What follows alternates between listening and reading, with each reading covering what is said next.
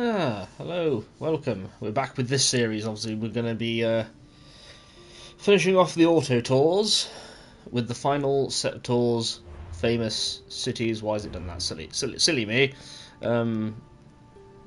Famous cities. This is going to be interesting because I've not done this in a little while.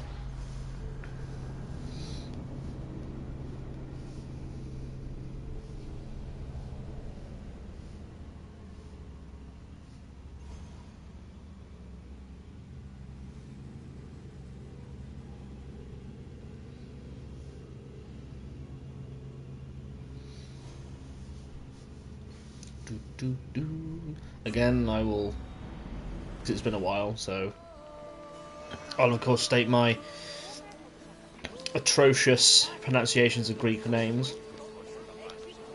Greetings, wanderer, and welcome to the Acropolis, the shining jewel of Athens. The Acropolis. Mr. Leonardo Acropolis. Personally, I think the Acropolis is one of, if not the, greatest place in all of Greece. All Though, of it? considering it was the project of my partner, Pericles, I may be a touch biased. Well, yes. The Acropolis of Athens is a bastion of art and culture worthy of the gods themselves. Except Within the Hades. citadel, you will find many important sacred buildings, as well as some of the most magnificent art in all of Greece. Yeah, they made some sexy art, I'll give them You are that. in for a very enlightening visit. When you're done, come find me, and we can discuss the things you have seen. Farewell for now.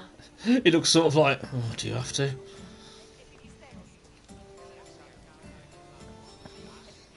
So this is allegedly Sophocles, is the character we're playing as. The Acropolis has gone through many changes in its long history. It began as a simple rock, was settled as early as the Neolithic period, and then became a fortress in the Mycenaean period. Stone buildings started appearing in the 7th century BCE. But the famous structures whose ruins remain visible today date mainly from a period of construction in the 5th century BCE. The location of the Acropolis is closely tied with Athens' foundation myth. Supposedly, it was the site where Athena and Poseidon competed for the city's patronage. This connection gave the Acropolis a sacred aura, and it was considered the religious heart of the city.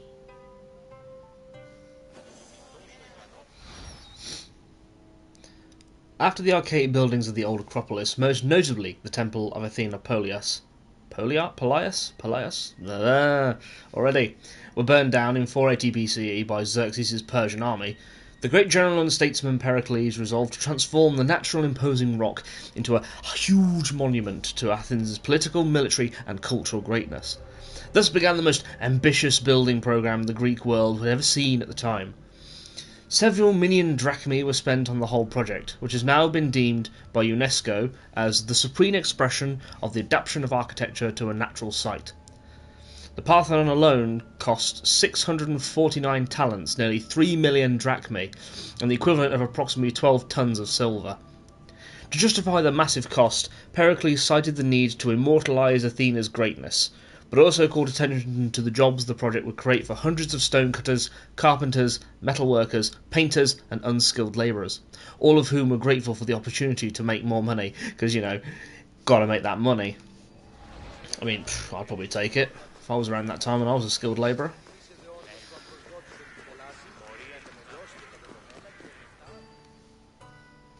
The Temple of Athena Nike was built on the remains of old fortifications from the Mycenaean era. Worship at the temple can be traced back to the 6th century BCE, but the building itself was destroyed during the Greco-Persian Wars a century later. It was rebuilt during the Peloponnesian War. Given that the name Athena Nike roughly means Athena of victory, it was likely constructed in the hopes that Athens would win the war. Unusually, the temple depicts historical scenes of battles against the Persians instead of the more mythologically inclined art of other Greek buildings. The temple's priestess was chosen randomly among the Athenians and received a salary of 50 drachmae annually, along with skins and trophies from sacrificed animals.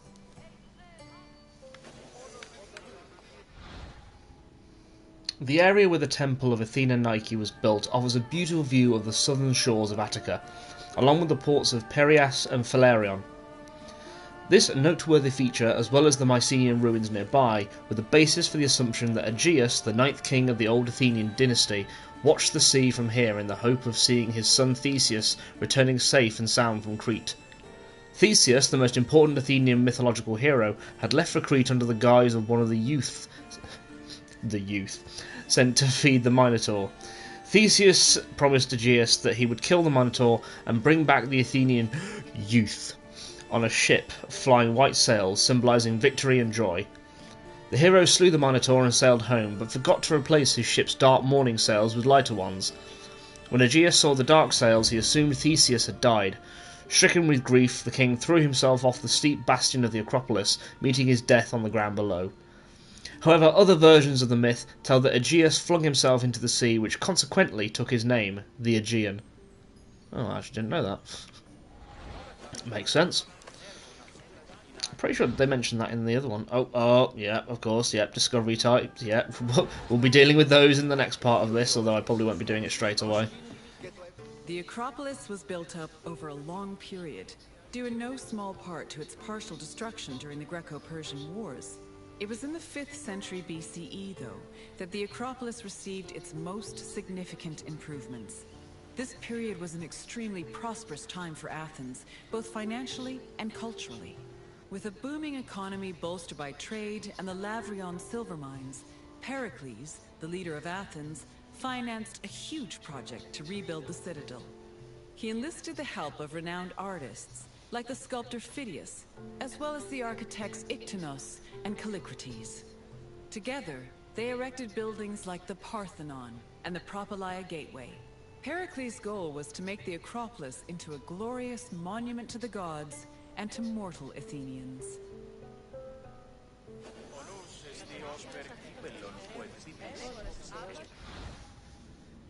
The history of the Acropolis did not end with the Periclean building program. In antiquity, fires and invasions often imperiled or even destroyed parts of the Acropolis, forcing Athenians and foreign admirers of the site to restore, embellish, and protect the remnants of Pericles' achievements. For example, the ceremonial entrance in front of the Propylaea was built by... Oh, now, I should know what the F means. I think it's Flavius? Septimius Marcellinus, circa 280 CE. We're currently doing the Roman period, so I'm kind of big on my Romans at the moment. Anyway, with stone quarried from the nearby monuments, which had recently been destroyed by a Germanic invasion. It is known as Beal Gate, named after its first modern excavator. The Acropolis had many uses throughout history. Under Byzantine rule, it hosted pilgrims seeking to visit the Parthenon, which had been transformed into a church. After the Fourth Crusade, it housed a Roman Catholic cathedral, as well as the palace of the Latin Duke of Athens. In Ottoman times, it acted as a fortress for protecting mosques, living quarters, and the harem of the local governor. Oh, what a handy use. It was only in the first half of the 19th century CE that the newly independent modern Greek state decided to revive the Acropolis' classical ruins. The medieval and modern buildings were removed, and the site's restoration has been going on ever since. I'm going to save a comment until we see if it crops up in the tour. If not, I'll bring it up there. I think people who follow the news about these sort of things will know what I'm talking about. Behind the Propylaea was the giant bronze statue of Athena Promachos, or Athena who fights on the front lines. That name was reflected in the spear and shield the statue held in its hands. It was erected in the mid-5th century BCE by the artist Phidias. According to an inscription, it took 9 years to make and cost almost 500,000 drachmae. At approximately 10 meters tall, the statue was apparently so large that Pausanias claimed its helmet and spear tip could be seen from the sea near Cape Sunion, 60 kilometers away. The ornamentation on the statue's shield was engraved by the metalsmith Nis.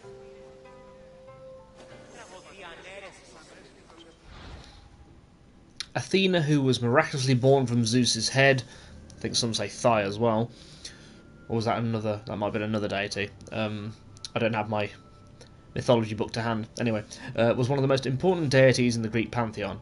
In the Bronze Age, she was an Aegean goddess who protected lucrative palatial and household activities, such as wool processing. Later on, she became the patron deity of many ancient Greek cities, with Athens being only the best known among them. However, she still kept her place as the protector of artisans, spinners, weavers, smiths, and the like.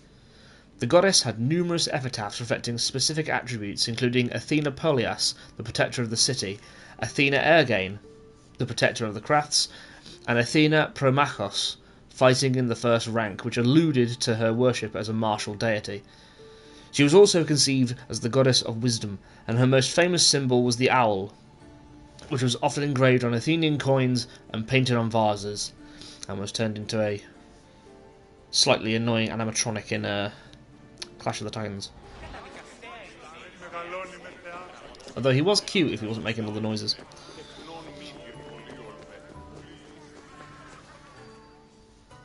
The Eraphoroi were young girls between the ages of 7 and 11 who were in charge of special rites. A list of 4 girls was drafted by the Assembly of Citizens, from which the High Magistrate, the Archon Basileus, chose 2 to serve as Eraphoroi for the year. The girls lived in a house on the Acropolis. They were in charge of carrying sacred objects and weaving the peplos of Athena. The peplos was a sacred robe offered to Athena during Panathenaea, a festival held in her honor.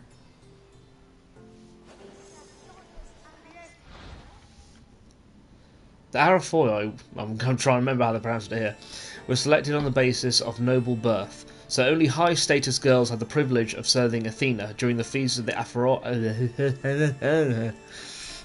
Araphoria and the Panathenaea. Pausanias wrote that the 2 girls whose designation meant bearers of mysterious sacred offerings performed a special rite during the Araphaea.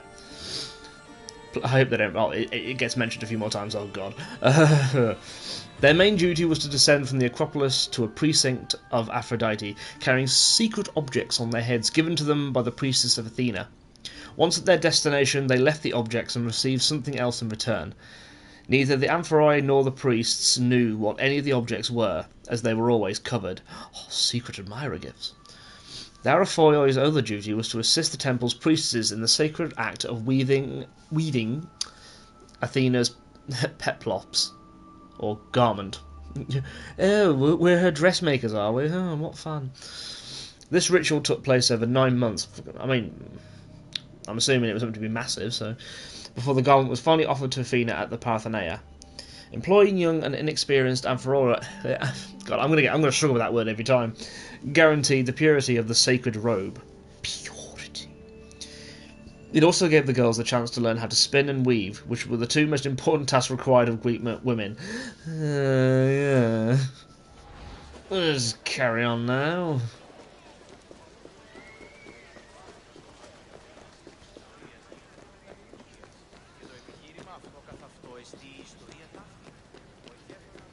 It's the next one I'm worried about, trying to get all these discovery points. The Erechtheion was an atypical temple. It was dedicated not only to Athena Polias, but also to Kekrops, the mythical founder of Athens, his son Erechtheos, and even Poseidon, the sea god who challenged Athena for possession of the city. The temple was divided into sections. The eastern part housed a statue dedicated to Athena, while the western section jointly belonged to Poseidon and Erechtheos. Meanwhile, King Kekrop's grave was believed to be under the caryatid porch. Under the temple was a crypt that was said to contain the sacred snakes of Athena. The snakes may have had a sweet tooth, because the priestesses of Athena allegedly fed them honey cakes. Not what you think of when you think of snakes. The Erechtheion's north court was a cloistered area where Athenians probably performed 2 specific religious rituals related to the festivals of Planteria and Caranteria. Oh, like I say, my pronunciation is going to be awful. On Planteria, the olive wood statue of Athena Polias was brought out of the temple, undressed, washed and cleaned by the 2 maidens, who also washed its garments. Then, on the Caranteria, the statue was redressed, redecked, and returned to its holy place. These two feasts, which have numerous funerary connotations, are always connected to the accounts of ancient writers. Athenians believed they were unlucky days because the goddess was otherwise occupied, and they accordingly avoided undertaking important activities until the statue was back in the temple. So it's like those two were like, "Oh, that's a day's off. Yeah, let's not do anything. Let's not go to war or anything." You know. I mean, that just kind of says how they treated these statues as if they were living embodiments of the god themselves.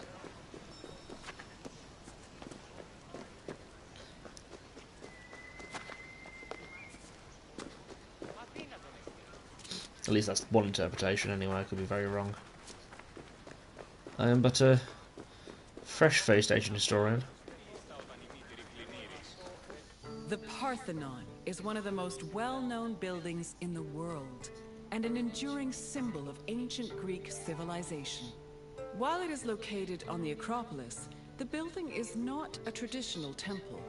It was built by the sculptor Phidias and the architects Callicrates and Ictinus as a great monument to the glory of the city of Athens. That glory is evident in its many carvings. One of the most carved monuments in Greek architecture, the Parthenon's decorations depict several mythological scenes. These include the birth of Athena, her fight against Poseidon for the patronage of Athens, the gods' battle with the giants, and the procession of the great Panathenaea.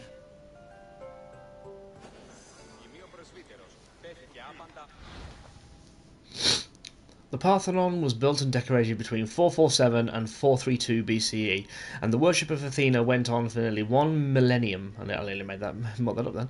Although the building was affected by the destruction caused by Germanic invaders in the 3rd century CE. In approximately 590 CE, it was turned into a Christian Greek church dedicated to Maria Parthenos, the Virgin Mary, and the new protector of Athens. Oh, how convenient.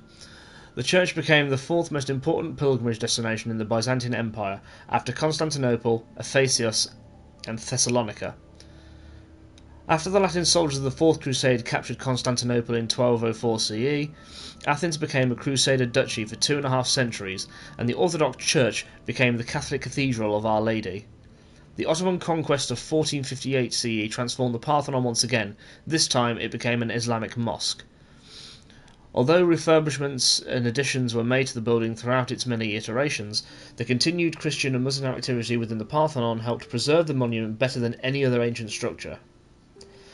Unfortunately, in 1687 CE, during the Venetian siege of the Ottoman fortress on the Acropolis, a cannonball's shot struck the Parthenon, which was being used to store gunpowder. The roof was blown apart, and these 3 walls were severely damaged, and several columns and metops fell to the ground, as well as most of the sculptures on the pediments and the frieze.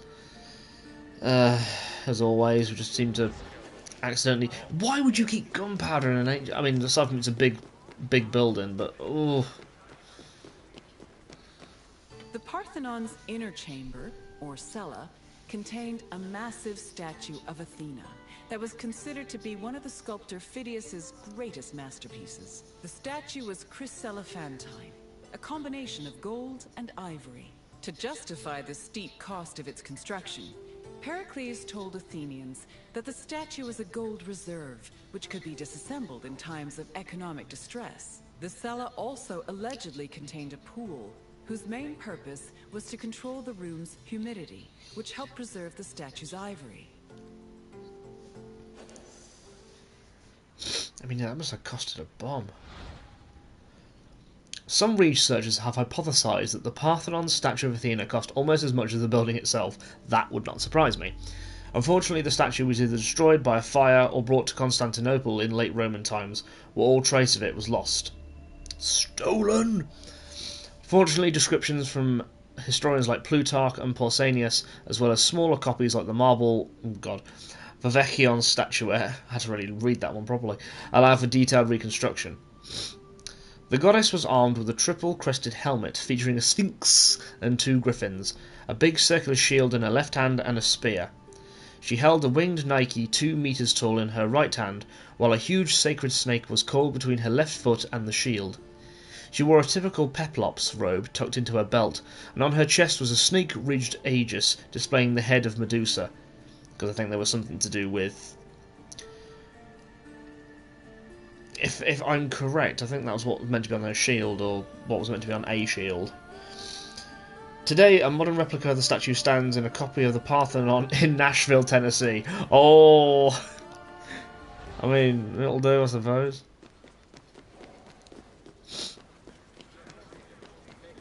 Oh, just think of that one. Oh god, what's his name?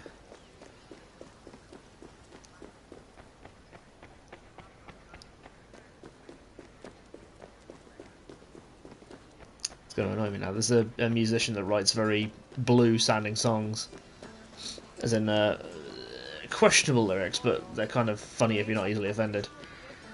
And he wrote one called Tennessee. Those that know. It's Steve something? Athens' treasury was located in the Parthenon, where it was believed to be protected by Athena herself. The treasury contained objects of great value, acquired from different conquests, as well as a mass of minted silver coins and various offerings to Athena. Pericles also decided to move the entirety of the Delian League's treasure to the Parthenon in 454 BCE.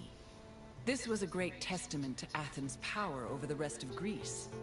The riches were divided into two parts: the Demosia, which belonged to the city, and the Hiera Cremata, which was dedicated to the goddess and only used for religious purposes.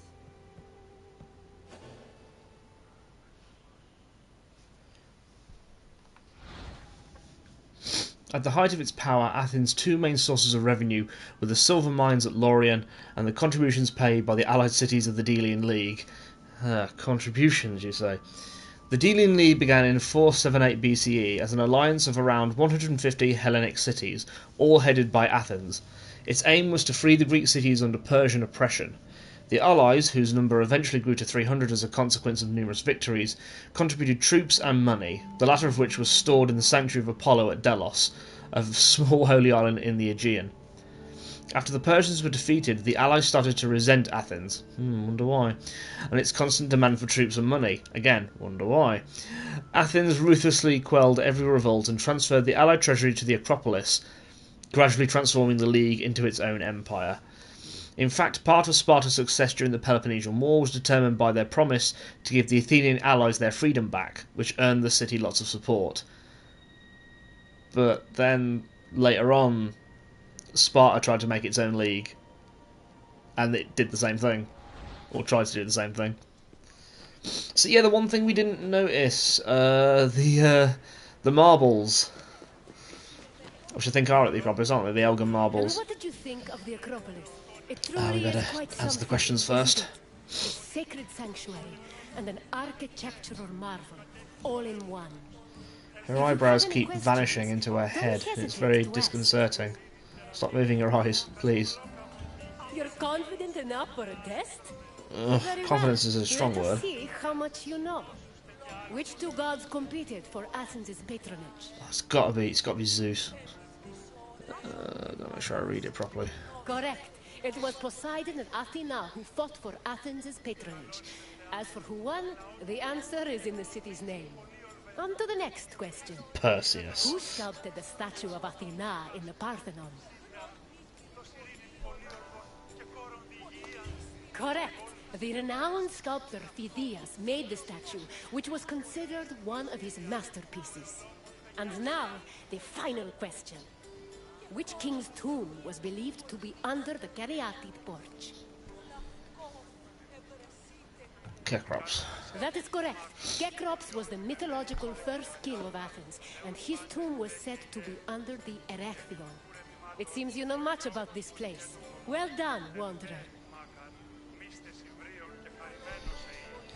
Yeah, so the As you Elgin wish. marbles. Hopefully So, we will see each other again soon. from what I've read about them, I've been to the British Museum. I probably walked past them and didn't know. But I was, to be fair, I wasn't really looking for them at the time. But I was kind of aware that the story is like, was it Lord Elgin bought them from the Turkish government because they were planning to blow it up anyway. So that's how we got hold of them. And obviously of late, like, Greece have managed to build a specific museum for the Parthenon, and they've actually made a room for the marbles, and they're kind of now trying to go, come on now, give it back, give them back. We can look after them now. You don't need them; they're ours. And obviously, we're still being hesitant about it, and I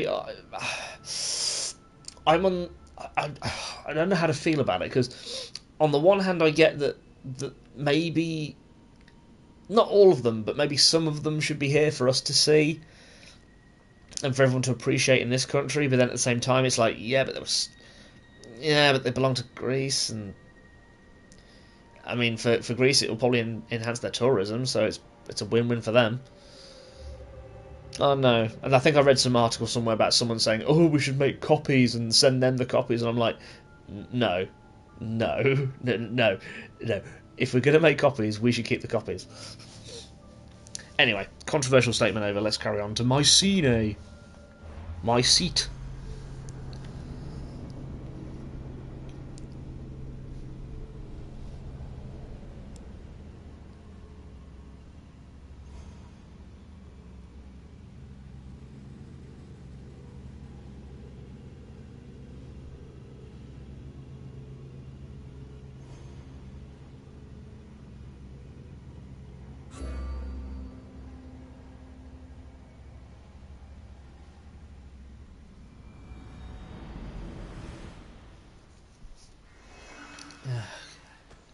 Hello, Herodotus.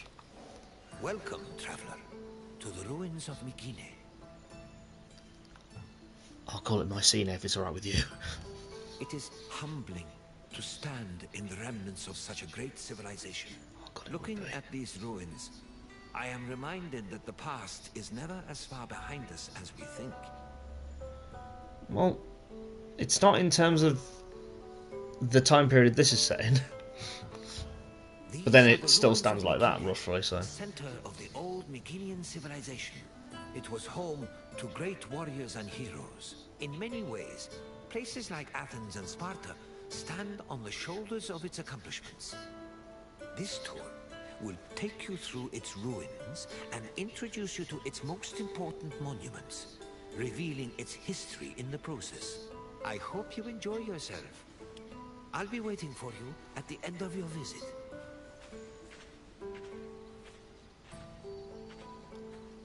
Oh, I'm an old man.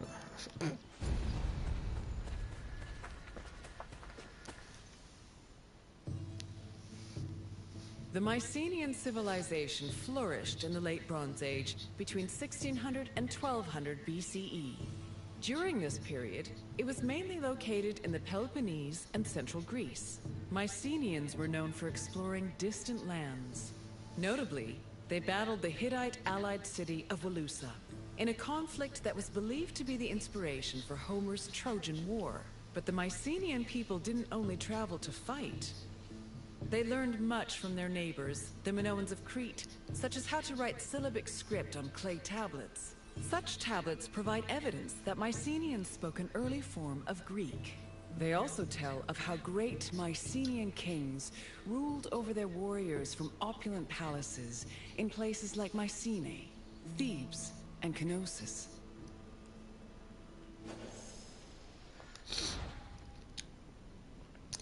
Mycenaean warriors roamed the seas on 20 to 50 oared galleys. Knowledge about their various ventures abroad can be traced back to many sources, such as cargo from Bronze Age shipwrecks and Egyptian pharaonic artifacts discovered in Mycenaean palaces. I really want to go there. I want to see it, like, for myself. Just, love it. The entrance to Agamemnon's Citadel, or the Lion Gate, is one of the most iconic monuments in Mycenae. It is impressive for both its height and for the intimidating rendering on its relief, which depicts two lions standing on either side of a column.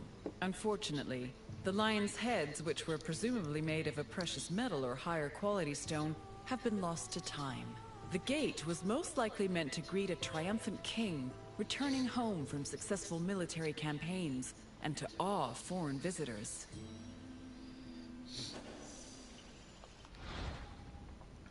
The Lion Gate was described by the traveller Pausanias in the 2nd century CE. He stated that the two animals on the relief were lions, but it is unknown if their heads were still in place at the time. Numerous seals and carved gems from the 13th century BCE depicted similar images of lions, panthers and griffins. There are also other gates guarded by lions in the eastern Mediterranean, such as the one in Hattusa, we'll go with that one, the capital of the Hittite Empire. I really want an Assassin's Creed Rome, and I want them to kind of go through like this sort of thing with Rome. I mean, we get a bit of it in Origins, but... When these shafts were discovered by archaeologist Heinrich Schliemann in 1876, he believed the 6 gold-filled graves to be connected with the family of the great king Agamemnon, even going so far as to proclaim a gold mask he found within to be the death mask of Agamemnon. However, this was refuted by later excavations, which showed that the 19 bodies buried in the shafts dated back to a few hundred years before Agamemnon was even born. In fact, at the time of the body's burial, the Lion Gate and the citadel walls had not even been built yet. It's estimated that the people in the graves were members of the first Mycenaean dynasty. The graves later became a place of worship for Mycenaean kings, who raised walls to protect them. These walls helped preserve several incredible artifacts, including women's jewelry, death masks, and masterfully crafted weapons. Okay, Schliemann...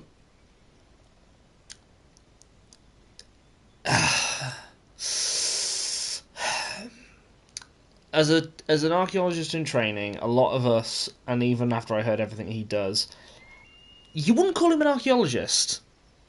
Again, I don't know if it's going to mention it here. If not, I'll have to breathe onto it. But there'll be... In a way, he was, but then there was so much in his practice that was just plain wrong. The artifacts found in the grave circles are noteworthy for their monetary value, but also because some of them feature detailed fighting and hunting scenes that help historians better understand the life of early Mycenaean elites. Shaft grave burials were eventually abandoned around 1500 BCE and replaced with the more prestigious Thalos tombs. Or Talos? Yeah, like I say, if they don't cover Schliemann any further than this, I will address what I'm saying. But I think most archaeologists will agree with what I have to say. By 1250 BCE, Mycenae was at the height of its power, and its living quarters and workshops were numerous. Houses were built everywhere, from the top of the palace's hill near the king's residence, to the slopes and terraces within the walls, to the nearby hills outside the citadel. At one point, the citadel's walls even had to be enlarged to make room for more quarters. The people who lived inside the citadel were those with high status in either the military, religious, or administrative sectors of the kingdom. This is reflected by the ceramic and metal vessels inside the houses, as well as their painted plastered walls.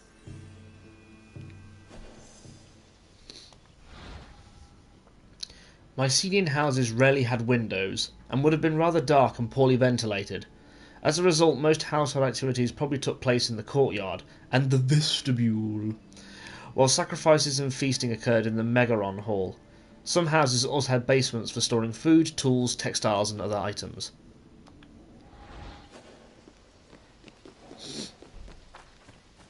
Notice how they're getting smaller as well. I mean, we know a little bit about the Mycenaeans, but not a lot. A traveler seeking an audience with the king would have first ascended a steep ramp from the Lion Gate to the citadel's summit. Here, they would have walked into the palatial complex through a grand entrance called the Propylon. Once inside, their gaze would immediately be drawn to the palace's main hall, a monumental area known as the Megaron. The vividly decorated Megaron, which glittered with precious objects and colorful frescoes in its heyday, was where the king would have received the traveler. If the king was feeling generous, he would have shared with the visitor the palace's most marvelous feature, its commanding and majestic view, which stretched from the plain of Argolis to the gleaming Aegean Sea.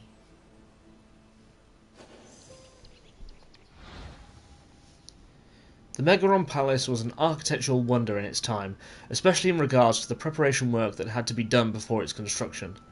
The hill of the palace was built on let me get my words again. The hill the palace was built on was steep and rugged, so some of the buildings had to be placed on artificial terraces supported by walls. Unfortunately, these preparations did not save the palace from an earthquake around 1200 BCE. The quake destroyed much of the architecture, including part of the domos and the prodomos. As a result, historians have had to draw comparisons with better preserved palaces across Greece to fully reconstruct the palace in Mycenae. I mean, that's kind of one of the benefits of having multiple copies of the thing. I mean, look at that, though. And these are obviously taken from what we have there, and I think they're... I don't know if they are like in that condition. I don't think they are, but there's at least a bit of artistic license. It was in this palace where a legendary Mycenaean king like Agamemnon would have held court. According to Homer and other poets, Agamemnon led the Greeks in the sack of Troy. Stories say that he was a fearsome warrior on par with Achilles, but also an overly ambitious and arrogant ruler. He sacrificed his own daughter, Iphigenia, to convince Artemis to grant his ship's passage to Troy. After conquering the city, he returned to Mycenae with mounds of riches, and a Trojan named Cassandra as his concubine. Agamemnon's wife Clytemnestra was not pleased with her husband's sacrifice of their daughter. She plotted to murder her husband out of anger. The plot was successful, and, depending on the version of the story, Agamemnon was either murdered in his bath by Clytemnestra or killed by his cousin Aegisthus during a banquet. I think the common one is Clytemnestra stabs him. In the plays, anyway. While Agamemnon even, is one of the principal characters in the Iliad, his development from a harsh, stubborn leader to a wise and confident ruler is mostly overshadowed by the exploits of Achilles, who is also harsh and stubborn and arrogant. In some versions he kind of is. He's at least a bit of a twit. Despite attempts to link buildings and artifacts from Mycenae with the legendary Agamemnon, there is no conclusive proof of a historical Mycenaean king who could have inspired the Homeric character. Nevertheless, there are some clues that such a ruler existed. Some Hittite letters mention a great king, Ahiara? Yarwa? We'll go with that. As well as everlasting disputes over the town of Wulusu, which is believed by modern scholars to be the inspiration for Homer's Troy. Tempest.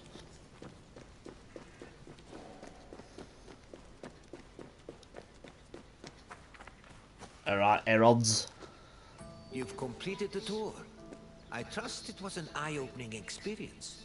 Though it did not last, Mycenae was a sort of precursor to what would eventually become the Greek civilization we know today. It's important to remember that, oh, bird. only to avoid repeating their mistakes. Now, what else would you like to do? Quiz me. Then let's begin. First, I have quite a simple question. Which ancient city may have been the inspiration for Homer's depiction of Troy? Yes, the Mycenaeans' conflict with the city of Wilusa allegedly inspired Homer's Trojan War. Now, for the second question. Agamemnon sacrificed his daughter Iphigenia to convince which god to allow him to proceed to Troy? Yes, Agamemnon sacrificed Iphigenia to reconcile with Artemis, who then allowed his ships to pass to Troy. Now, one last question. What was the name of Agamemnon's Trojan concubine? Correct. Following the sack of Troy, Agamemnon sailed home with a Trojan prophetess named Cassandra. You've studied the ruins well, traveler. Why, thank you. Then, I suppose this is farewell. At least for now. Safe travels. Tatty buys. So yes, ooh, I'll use that one. So, Schliemann. Again, maybe brought up in some of the discovery points, but in a way, he did discover Mycenae, and can't recall where the other site was off the top of my head. and he did discover a numerous amount of artifacts. However, he also used dynamite to blow through the stratigraphy and destroy quite a lot of stuff. And not just that, he stole artifacts. He didn't ask permission from the Greek government, he didn't pay for them, he just said, he basically went, I found them, they're mine. Which is bad enough. But then when you make your wife pose for them and photograph her wearing them, it's one of those where you're like, so you've committed a crime, you know you've committed a crime, and you've just admitted to it and provided evidence. You twit. Yeah, it just his methods were not good. He destroyed more than he saved. Although what he saved is valuable, I will say.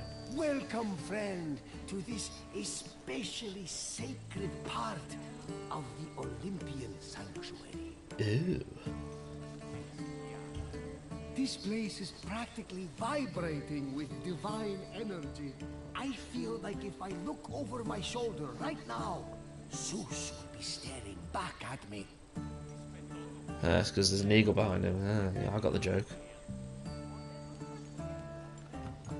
The sanctuary of Olympia was dedicated to Zeus, king of the gods. It had close connections to the divine, as you will see very soon. I'll come find you when you're done, and we can talk about what you've learned. Keep picturing Rip Torn's Zeus from the Disney Hercules. He needs more thunderbolts!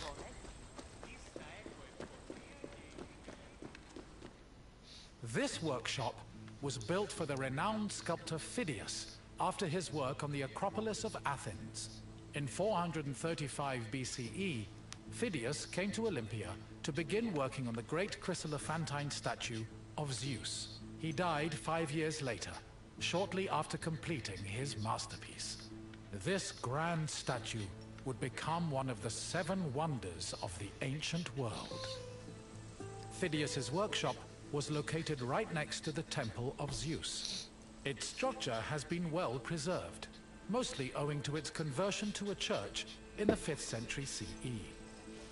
Archaeologists have also discovered lots of ancient materials in the surrounding area, such as casting molds and sculpting tools. The most famous artifact, however, is a cup bearing an inscription that aggressively states, "I belong to Phidias."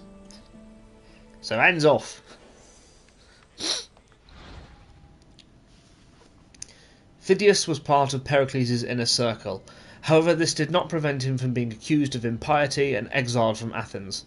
He was charged with stealing gold intended for the statue of Athena in the Parthenon, and for attempting to portray himself and Pericles on the shield of Athena. Many other friends of Pericles, such as Aspasia and why are they so hard to say? Anaxagoras, were also persecuted around the same time. I love Greek names, don't you? If I ever become like a teacher or something, I'm going to be like...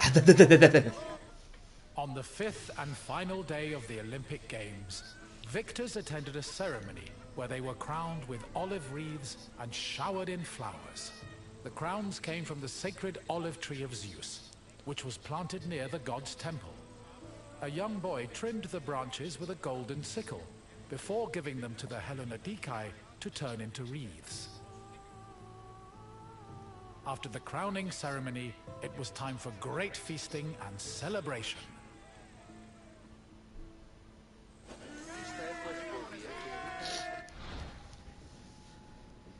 The list of Olympic winners is known mainly from 2 sources, Pausanias and Eusebius. Eusebius? We'll go with either one. By cross-referencing these sources with other documents, we know that there were approximately 3,500 winners from 776 BCE to 277 CE. However, only about 800 of these people are officially known. Amongst the victors were several remarkable athletes, such as Callias of Athens. Callias not only won the Pancratian, event in 472 BCE, but he was also the first Athenian to win at each of the 4 Panhellenic Games. Diagoras of Rhodes, meanwhile, won the boxing event in Olympia in 464 BCE, and his 2 sons and 2 grandsons were also Olympic victors. But perhaps the most famous athlete from antiquity was the boxer Theagenes of Thasos. In Olympia, he won the boxing event in 480 BCE and the Pancratian event in 476 BCE. He also won 10 games at the Isthmian Games, 9 times at the Nemean Games, and 3 times at the Pythian Games, in addition to winning several other regional games. After his death, Theagenes was made a hero by his countrymen, who honoured him with a cult. Nice to know he would never have known that, because he was dead. Then I suppose, technically deifying or heroifying someone is better when they're dead. Because at least it won't go to the red. Haha. The dog's a hero. Look at him, running off. Pelopion.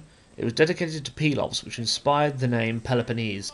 His cult developed into the founding myth of the Olympic Games, and a black ram was sacrificed in his honour every year. Jesus Christ, I bet that to especially breed it. Pelops was both a legendary Greek hero and the mythical founder of the Olympic Games.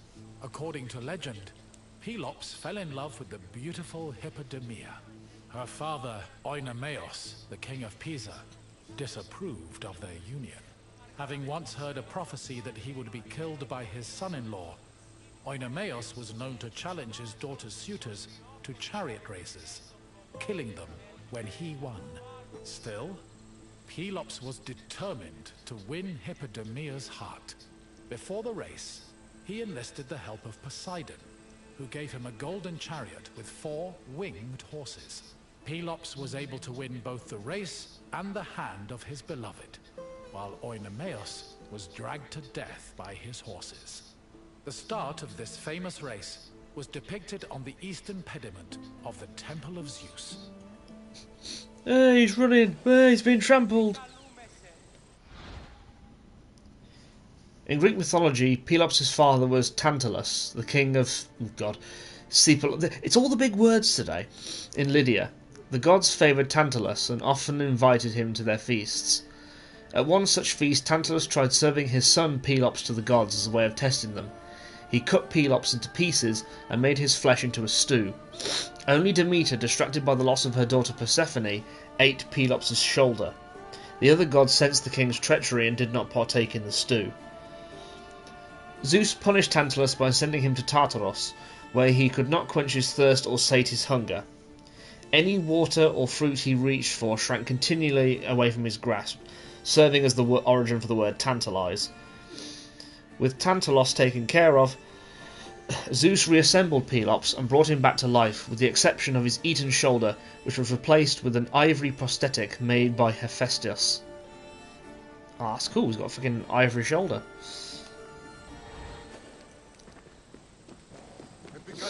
Though it probably felt like he'd never lost it. You have to admit, I love the punishments that the Greek gods gave to people. The Heraion was a temple dedicated to Hera. It is one of the oldest temples in the sanctuary, dating back to approximately 590 BCE. The structure included columns painted with images of women who won the Heraia, an athletic competition made up of running events. Every 4 years, 16 women were chosen to make a veil dedicated to Hera. These women also organized the competition, though they did not compete in it. The Heraia was unique for its focus on female athletes, in contrast to the male-exclusive Olympic Games.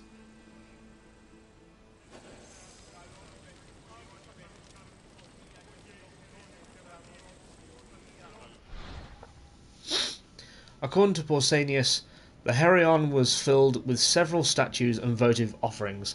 Besides statues of Hera and Zeus, there were also marble statues of Hermes, holding an infant Dionysos, a masterpiece of the famous sculptor Praxiteles Praxiteles. I'm going to go with that one. I'm hoping it doesn't appear further on in the text. Which has survived to the present day. Other statues mentioned by the traveller have disappeared, including the statues of the Hesperides, Athena, Apollo, Demeter, Kore, and more. Pausanias also describes different offerings, such as the chest of... God damn it. Kepsalos, the first tyrant of Corinth. When Kepsalos was a baby, his mother put him in this chest to hide him from the Bacchidae. The Bacchidae? Yeah. Who were seeking to consolidate their power in the city. As thanks to the gods, Kepsalos later dedicated the chest to Olympia. The temple also contained the discs of Iphitos, which was described with the truce put in place by the Eleans during the Olympic Games. Finally, there was a gold and ivory table of Colati. I apologise, these names. Colites, while the olive wreaths intended for Olympic victors were displayed. Beside the temple with the altar of Hera, which since 1936 was served to light the modern Olympic flame. Oh, I didn't know that. I knew, I mean, I kind of, I think they're aware of the idea that the Olympic flame is always burning, but I didn't think it was actually still taken from an actual Greek sort of thing. Hera was the goddess of women, marriage, family, and childbirth. She ruled Mount Olympus as Queen of the Gods, along with her husband and brother Zeus. Many mythological stories paint her as being annoyed at Zeus's many lovers and illegitimate offspring. In Greek art, Hera is usually depicted as matronly and regal, often wearing a crown or sitting on a throne. She is also sometimes seen holding a pomegranate, a symbol of both fertility and death. Hera's cult was very popular across Greece, and Olympia even minted her image on its coinage. It was pleasant. Hera played a part in several myths. One such famous story is the Judgment of Paris, a beauty contest between Aphrodite, Hera, and Athena. During the wedding of Peleus, all the gods were invited except Eris, the goddess of discord. When she decided to come anyway, she was turned away on the order of Zeus. Angered, Eris threw a golden apple into the celebration with the inscription that read, "To the fairest," or "To the most beautiful." Aphrodite, Hera, and Athena all claimed to be the fairest, and thus rightful owner of the apple. Ah, but did they see the mirror? None wanted to arbitrate the goddess's argument, so Zeus asked Hermes to bring them to Mount Ida to be judged by Paris, the son of the Trajan king Priam. Each goddess tried to sway Paris with a promise. Hera promised he would rule Asia. Athena offered him wisdom, fame, and glory. And Aphrodite promised to make Helen of Sparta, the most beautiful mortal in the world, his wife. Paris chose Aphrodite, because, you know, gotta choose the fit ones. And the other goddesses enraged brought about the Trojan War, because Helen was already married. That was part of the problem. If it had only chosen any of the two. But no, he wanted a fit woman. He thought with his weenus.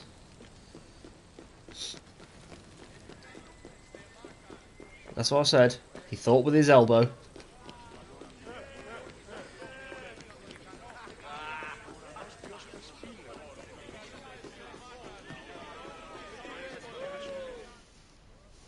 One of the highlights of the Olympic Games was a ceremony that took place on the third day of the festival. It began with a procession of athletes, ambassadors, Hellenodikai, and animals. The group made their way around the Altis until they arrived at the Temple of Zeus. Then the animals were brought in front of the altar of Zeus and offered as a sacrifice. This sacrifice was known as a hecatomb, a word that originally described the sacrifice of 100 oxen.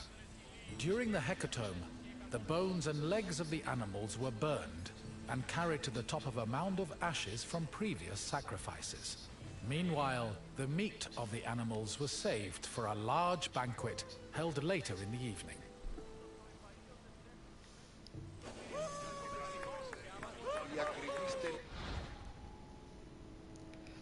The Sanctuary of Olympia is the ancient religious place Long before the creation of the games, the Altis was home to an oracle of Gaia. Gaia was a Greek primordial deity who was seen as the personification of the earth.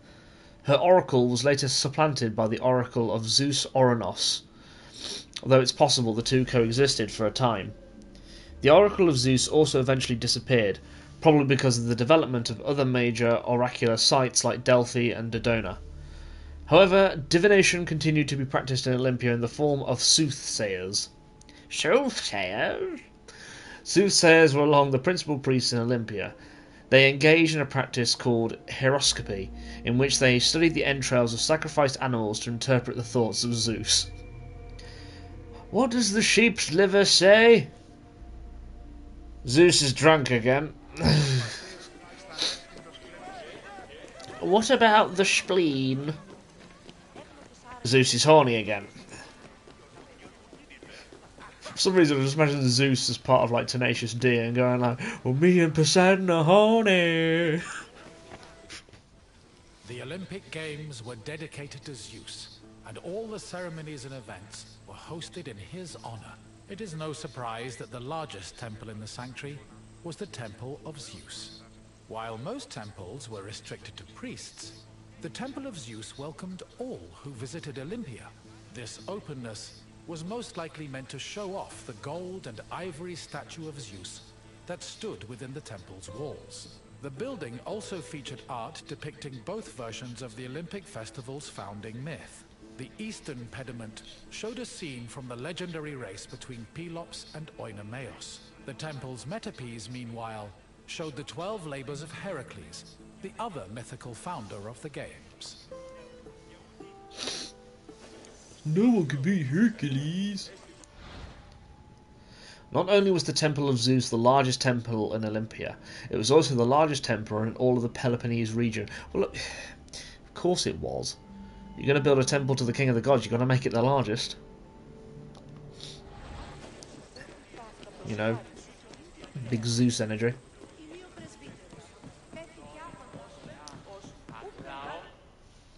Zeus was the god of sky and thunder, and king of the Olympians. He ruled the world from his home on Mount Olympus.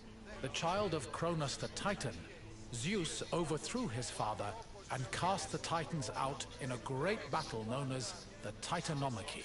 He had children of his own with his wife Hera, including Ares, Hephaestus, Hebe, and Eileithyia. He also had many children without Hera, much to her consternation. But there are too many to list here. Zeus was believed to have control over the lives of mortals, as his many epithets attest to. For example, his title Horkios made him a keeper of oaths, while Xenios was the name conferred to him as a protector of hospitality. In Greek art, Zeus was usually depicted holding a thunderbolt and sitting on a throne, befitting his position as king. And that's what I like about all those like subtitles for gods. Is literally, it's literally it's like a rank kind of. Each time they were designated for something, I'll make them shut up. Every time they were designated a function, they had that name. So it's like Zeus the Doctor, Zeus the Policeman, Zeus the Army Sergeant, things like that. Except for them it was things like Zeus the, I don't know, Zeus when he does stuff in the underworld, and, well, I'm thinking more like Hermes, but, you know, like Zeus when he's the thunder god, Zeus when he's the sky god, Zeus when he's the god that's doing all the sex, which he probably gave himself that title. Probably like Zeusius Biggest Dickus or something, I don't know. Now that'd be Jupiter Biggest Dickus. Anyway, Zeus's numerous extramarital dalliances, that's a polite way of saying it, with mortal women provoked the rage of the very jealous Hera. They also resulted in birth of many Greek heroes, but there's too many to list here. Not even the notable ones? Zeus would often transform himself for the purposes of seduction. For example, he approached Antiope is probably the way you say it, as a satyr. Alright, so top half human, bottom half goat. For those, think Phil, but probably thinner and taller. He transformed into a swan for leader, and I've seen that portrait. It's fucking weird. And changed into a bull for Europa. And of course, let's not forget, I can't remember his name, but Perseus' mother, when he appeared as a golden shower. Yes. Not literally what we call a golden shower, but a shower of gold.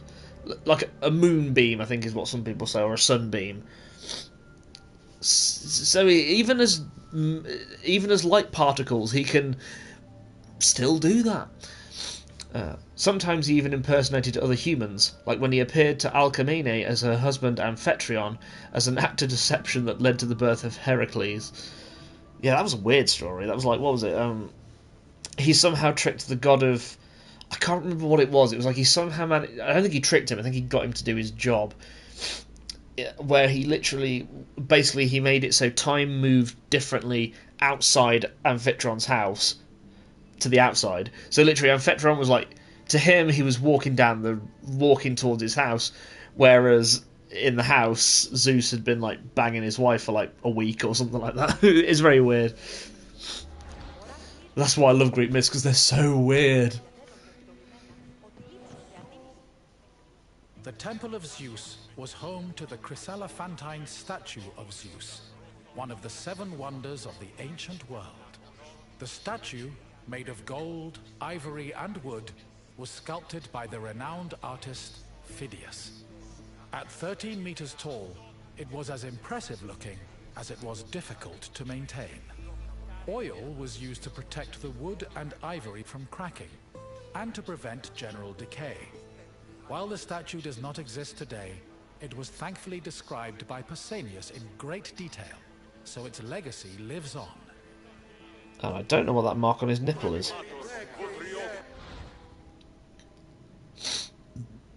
The 7 Wonders of the Ancient World is a list of 7 remarkable constructions from antiquity. The oldest version of this list dates back to the 2nd to 1st centuries BCE, and is attributed to Antipater of Sidon. Sidon? There we go, we'll go with Sidon. Incredibly, the oldest of these wonders is also the only one to have survived, the Great Pyramid of Giza. All the others were destroyed, including the Lighthouse of Alexandria, the Mausoleum of Halicarnassus, and I really would love to have seen that because it looked really cool. The Temple of Artemis of Ephesus, the Hanging Gardens of Babylon, again want to see that, and the Colossus of Rhodes, another thing I would have liked to have seen. The Colossus of Rhodes was the last built in 280 BCE, and the one with the shortest lifespan. It was destroyed by an earthquake after 50 years. 50 years later. So the Colossus is there like, yeah, I'm the youngest man. Yeah, oh, there's an earthquake. No, never mind.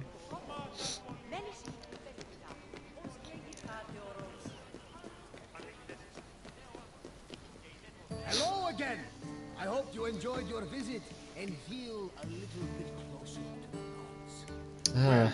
I don't know. I felt a golden shower hit me at one point. Is there anything else you'd like Might to have just do? been that boy pissing from the balcony earlier. Excellent. Let's see what you remember. Your first question is a simple one. Which goddess was Zeus's wife? Oh, it's got to be Athena. Correct! Not only was Ida Zeus's wife, she was his sister as well. But let's They're gods, they can do that. contested Pelops' will in his quest to marry Hippodamia. Yes, Pelops won a chariot race, thanks to Poseidon's help. And now, the final question. What was inscribed on the cup found near Phidias' workshop? I belong to Phidias. Keep calm and create one of the 7 wonders of the ancient world. World's best dad. Do you have any kids? Apparently, Phidias was very possessive of his days. Perhaps someone from the sanctuary kept stealing them. But I'm getting off track. Maybe they just picked them up to clean them and never gave them back. You honor the gods with your great wisdom. Farewell for now, my friend. Jesus, so many discovery sites. That one's going to take ages to do. If these don't take long enough as is, I may have to chop them up into, like, I don't know, bits or something. I'll do a couple of regions a go.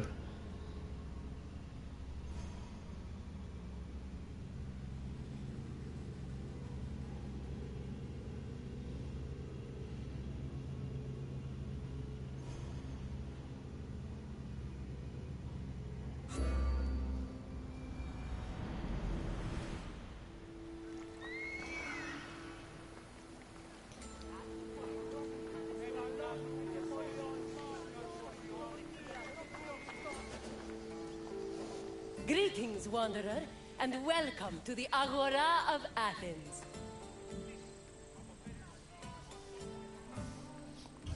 I love this Agora. Where else could you find a common fish merchant and an extravagant jewelry seller within a few feet of each other? It's that kind of variety that makes city life so rich and exciting. The Agora is the beating heart of any Greek city. It is a place where all types of people may gather, from citizens and foreigners to magistrates and philosophers. All manner of business is conducted here, including political meetings, legal proceedings, and trade. When you finish exploring, come find me, and we can talk more. See you soon, wanderer.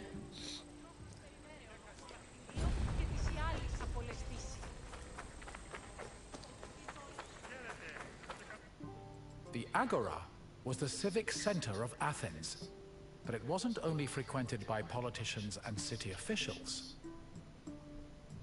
The area housed a market where people could purchase food and other goods from merchants.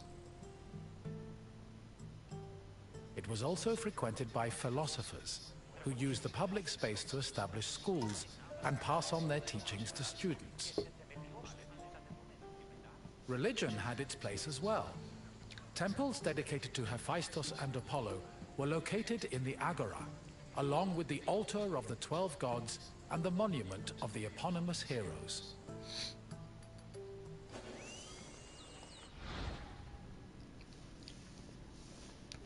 The Panathinaik Way is the Athenian Agora's main street. It runs from the Dipthion Gate up to the Acropolis. Its name is derived from the Panathinaik festival held every 4 years in honour of the city's patron goddess, Athena. At first the festival was only religious, but over time it expanded to include athletic events and cultural competitions as well. The Panathinaik Way, again I'm going to apologise for my bad pronunciations, hosted the climax of the festival, a procession that ran all the way up to the Temple of Athena on the Acropolis. However, the road was also used for some of the festival's athletic events, including chariot races and foot races, and I am going to check something because I think this is where the Elgar marbles came from, and I'm doing that thing where I doubt myself. And I'm probably correct on this doubt. The painted stoa, or stoa poikile, derived its name from the panel paintings on its wall. The paintings were created in the 5th century BCE by famous artists like Polygnotus, and depicted Greek military victories like the Battle of Marathon. The Stoa served as a public meeting place for citizens, but it was especially popular with philosophers, who used the space to pass on their teachings. In 301 BCE, the philosopher Zeno of Kition chose the Stoa Poikile as the location for his school of philosophy, the appropriately dubbed Stoicism. I've just checked myself. No, I was correct. They were at the Acropolis, not the Agora. Greek painting goes back to at least the Minoan civilization. Some astonishing examples of the art of that time have even survived, including several from Minos' palace in Knossos. At first, wall paintings were mostly found in temples or public buildings, but they started to appear in private buildings in the 5th century BCE. Most painters were considered artisans, but some became very renowned. Polygnotus was the first of these famous painters. He painted large compositions of events, such as the sack of Troy for the Stoa Pollici, in addition to creating works for the Lachi of the Nidians in Delphi. If I really do mispronounce any of these, I do apologise, aside from struggling to do it. Polygnotos and his two contemporaries, Mykon and Paninos, began, which is what is considered to be the greatest period of Greek painting. So, see, they had their masters. You know, we have, like, I don't know who we have now.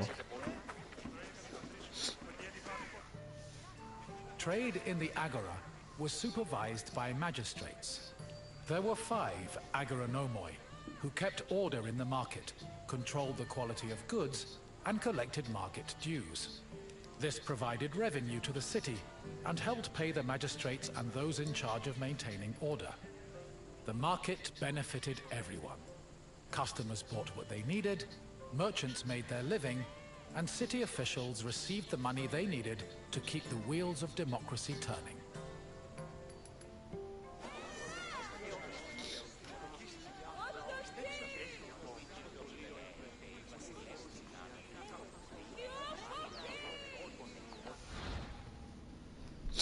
The Agora offered a variety of products for purchase. Many merchants were grouped together by the category of their products into what was called circles or guilds. Slaves, who made up an important section of Athens' population, were also available in the Agora. However, trade was not limited to the Agora. Several craftsmen and sculptors lived on the slopes of the Areopagus Hill. I'm really sorry. Potters and manufacturers worked in the Keramikos neighbourhood, and the metalworkers were stationed around the Hephaestion. Those selling products could be professional merchants or kapelloi, yeah. Artisans selling their own products directly, or even peasants selling their surplus. Got a surplus bean. The original Temple of Apollo Patrous was built around 535 BCE by Pisistratos, but was destroyed by the Persians during their invasion a few decades later. It long remained in ruins, except for the altar, which was left standing as a reminder of the Persian sacrilege. Eventually, a new temple was built in the 4th century BCE. Inside was a statue made by Euphranor, the same artist who painted in the Stoa of Zeus. The temple held special significance in Athens, as it was connected to the origin of the city's people. The name Patrous, meaning fatherly, referenced the belief that Apollo was the father of Aeon, founder of the Ionian Greeks, from whom all Athenians are descended. Some say it's Ion. The Ionians were one of the 4 major Greek tribes, along with the Dorians, the Aeolians, and the Achaeans. God. The Ionians there's all of Aeons, isn't it? It's all the Aeons, there's no Steves. The Ionians spread from Ionia, a region on the east coast of the Aegean Sea. They also founded several colonies, mostly in Sicily and South Italy. Athenians claimed that Attica was the motherland of all Ionians, and that Ion, the eponymous hero of the Ionians, bloody hell, it's all about the Ionians today, was an Athenian by way of his mother. According to mythology, Ion was the son of Creusa. Creosote? It's Mr. Creosote, who herself was the daughter of Erechtheus, the mythical king of Athens. Lot of yeses.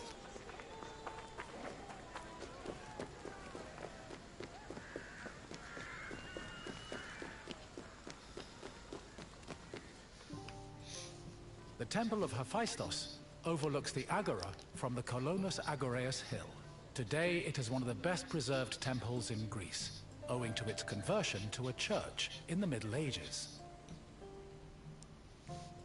But while this transformation preserved the structure, it also damaged the surrounding sculptures. The temple was dedicated not only to Hephaestos, the god of metallurgy, but also to Athena Ergane, goddess of arts and crafts. Nearly every part of the Hephaestion was lavishly decorated with depictions of famous mythological events, like the labors of Theseus. The Theseus scenes gave the temple the nickname Thesion, a name that lives on today as a city district in Athens.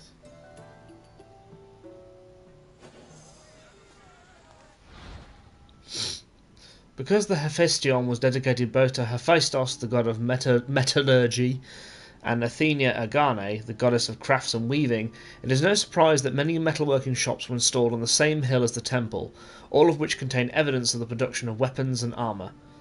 Similarly, as Athena even was also the patron goddess of potters, the pottery I nearly said the pottery quartery then. The pottery quarter, known as the Keramikos, was also just behind the Hephaestion. Sounds like a really bad jug band, the pottery quartery. Or a bunch of quizzical Potter fans. Ah, it's a pottery quartery. The Boulaterion was another building in the Agora that contributed to the democratic Look process. at that bronze It housed the Athenian bull. Council of Citizens, the Boulae. This Council of 500 was composed of 50 members from each Greek tribe, all of whom served a one-year term. They were chosen by lot from among citizens over 30. Every month, one group of 50 was chosen to lead the Boulae's executive committee, the Prytaneis. The Prytaneis met every day of the month and called meetings of the full council in the Boulaterion, where they spent their time discussing bills. They're all bills. Athens' democratic system ensured a rotation of the people who held key functions. For example, each tribe held the Prytany for 1 month, and magistrates were elected for 1-year terms. However, there was also a procedure that was put in place to banish citizens believed to be a threat to the state, because we don't want none of that in there. This procedure was known as ostracism, which is, I think, the entire point of what ostracise means, and was originally put in place to prevent the rise of possible tyrants. Every year in the 6th Prytany, the assembly asked Athenians if they wished to hold an ostracism. If they voted yes, the ostracism would be held later on during the 8th Prytany. So I'll get some air out. The ostracism vote was held in an enclosure in the Agora and was supervised by the Archontes and the Boulae. To vote, a citizen put the name of the candidate they wished to ostracise on a pottery fragment called an ostraka, then dropped the ostraka into an urn. The ostracism was considered valid if a minimum of 6,000 people voted. Imagine you had to count that. And the man with the largest number of votes was ostracised. The ostracised man was given 10 days to leave the city and had to remain in exile for 10 years. However, he did not forfeit his citizenship and property. He could even be recalled by the assembly in the case of an emergency, which happened to Cimon in 461 BCE.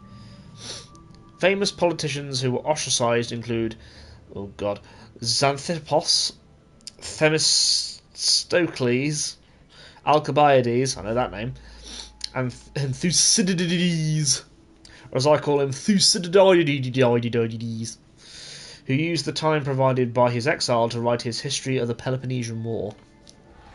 Good old Thucydides. The Prytaneon was one of the most important buildings in the Agora, as it was the headquarters of the Prytaneis.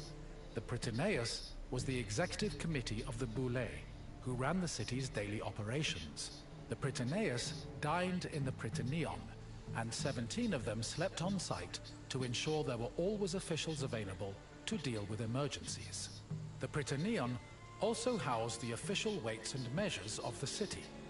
The Fire of Hestia, which provided sacred fire for all public sacrifices, was also located there.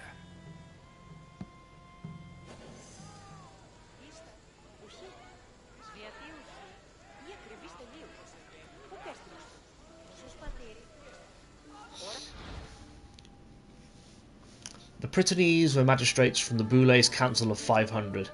The council was evenly divided among the 10 Athenian tribes, with each tribe having 50 members. The Prytanes were in charge of the Prytaeon. They held their position for 1 month term called a Prytany, so basically this is the thing they were talking about earlier, after which a new tribe would be chosen for the Prytanes. Every day, one member of the Prytanes was chosen by lot to be the epistates. Apostate? No, not apostates, bloody hell. Epistates. Epistates? Blurk, the president of the council. No member was allowed to hold this office more than once. In 406 BCE, a great loss of ships and men in the Battle of Arginosai angered the Athenians, who demanded punishment without due process for the generals involved in the battle.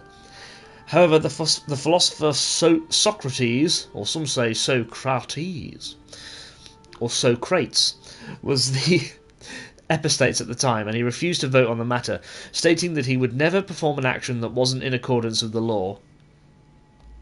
Or maybe he just didn't want to do it. The Heliaia was the most important court in Athens, and was presided over by a group of judges called Heliasts. Judging was a regular part of an Athenian citizen's life, with trials happening almost every day. Heliasts were chosen randomly based on two factors.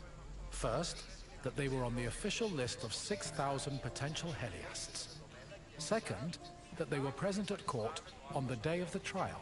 A stipend of 2 obols was established by Pericles to compensate for the loss of work while on Heliast duty, and also to encourage participation in the judiciary process.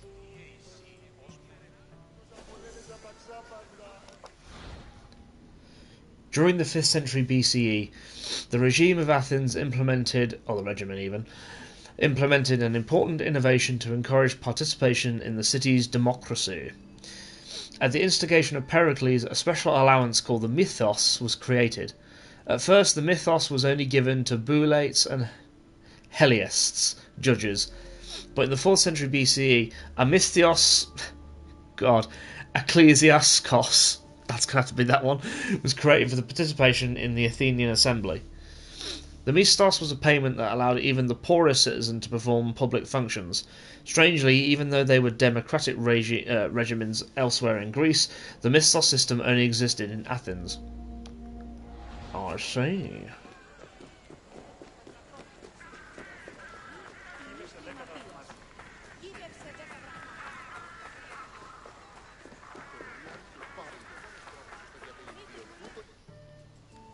In the Agora, an Athenian could buy and sell many different products. The permanent retail market was divided into sections according to the category of merchandise. Merchants and craftsmen who worked in the market could be citizens, foreigners, or even freed slaves. They sold everything from food and clothes to jewelry and slaves. With so much variety, competition was fierce, and that competition helped regulate the market's prices.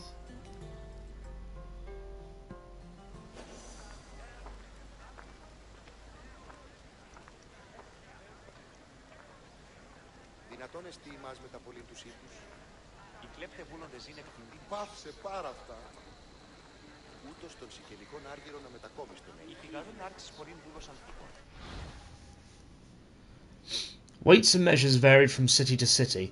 As a result, transactions in the Agora had to respect the official weights and measures of Athens, which were kept in the Boulaterion. Consequently, merchants were required to visit the Boulaterion. The Boulaterion?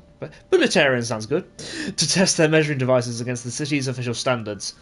The weight system was closely linked to the weight standard of coinage. The basic unit was the obol, 0.72 grams, but there were others including the drachmae, 4.3 grams, the mina, 430 grams, and the talent.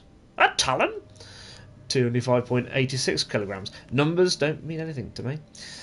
I'm assuming it's the weight of the coin itself. There are also units for liquid volumes. What, liquid talents?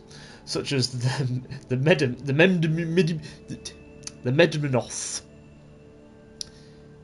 Medimnoth? That thing.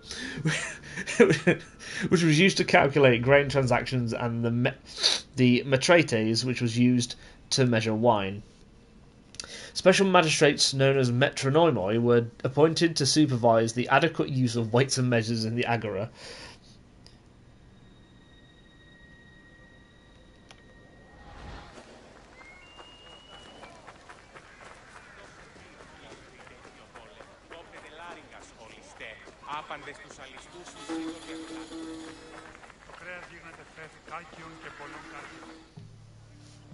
The Heliaio wasn't the only court in Athens. This other court was located next to the South Stoa. Historians believe it to be a court based on the discovery of a nearby box containing 7 bronze ballots. These ballots were used by jurors to give their verdicts. The reason trials were so common in Athens might have been related to their democratic regime, which promoted the individual's right to demand reparations for injustice. However, not all legal matters were settled in this fashion. If a claim was small enough, it was settled individually by a magistrate. Public trials were reserved for more serious offenses, such as murder, theft, and political crimes.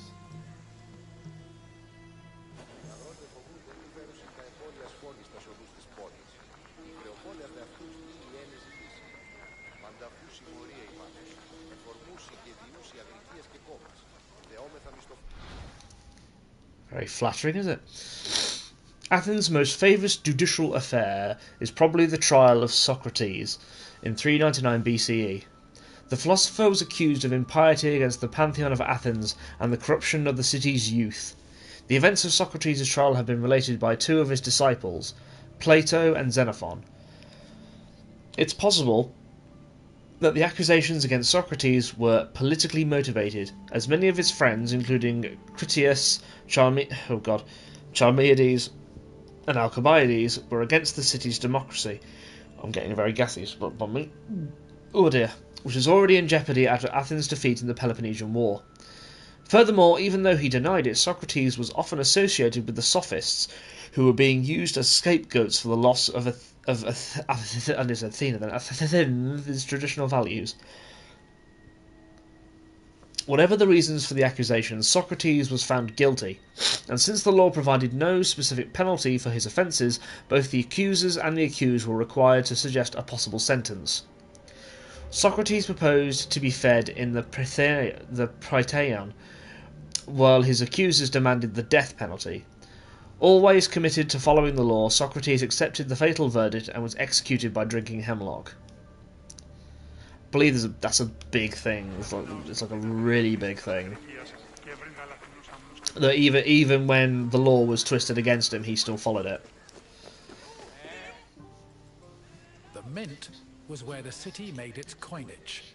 It is believed that Athens' mint was in the city's agora, as modern excavations have turned up small disc-shaped pieces of metal used to make coins.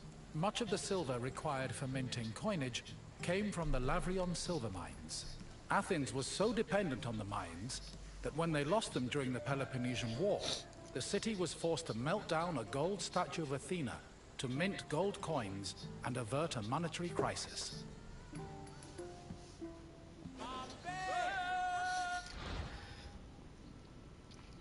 In ancient Greece, every city-state struck its own coinage. This meant that the coins of one city only had legal value in their own territory. Clever? Consequently, if someone travelled to another city, they needed to exchange their foreign coins for local currency. The need for currency exchange explains the prevalence of money changers in the Agora and in ports like Piraeus. Much like today, money changers made a profit from their exchanges. Yeah, because you get a stipend, don't you?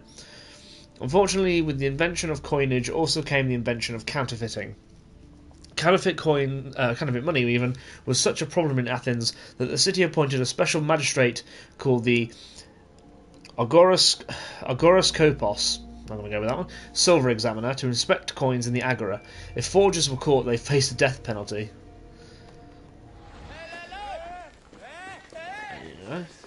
You have now experienced the Agora, following in the footsteps of countless Athenians before you. I hope the trip has impressed upon you how important this place was to trade, politics, and law. If you have any questions, don't hesitate to ask. Oh, I've been to the Agora. Yeah, it was agorizing. Very well. Let's begin. Which philosopher's school took its name from the painted Stoa?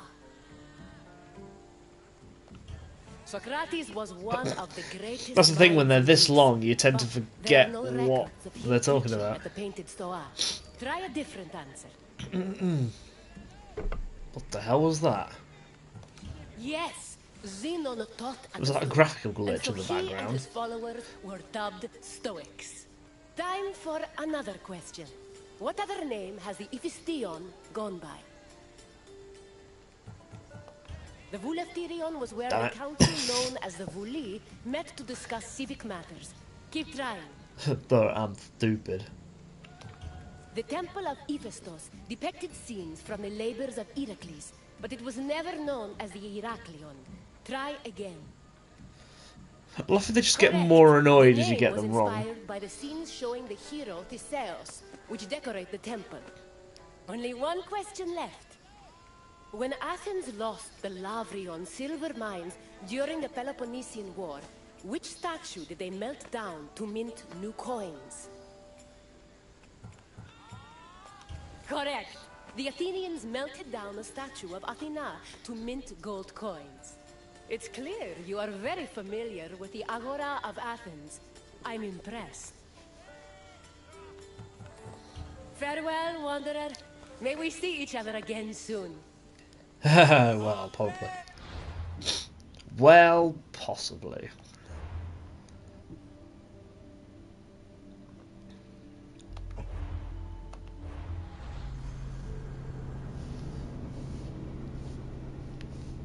As long as we don't bump into Marcus, we'll be fine.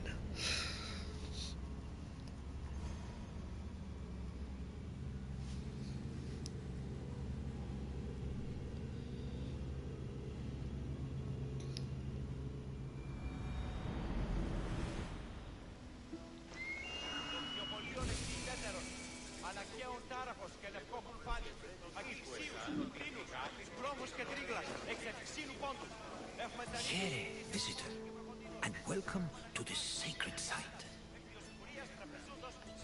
Delphi is an amazing place to visit if you're looking for information. I've come here on several occasions in search of answers to some particularly puzzling questions. And sometimes, I even found them. This is Delphi, home of the renowned oracle. Greeks considered it the navel of the world. Pilgrims and kings journeyed here from all over Greece and beyond, seeking advice from Apollo through the voice of his interpreter, Pythia. During your visit, you will experience the sanctuary through a pilgrim's eye and discover how important oracles and prophecies were to the people of Greece. Now, go off and begin your pilgrimage. I will be waiting for you at the end of your visit.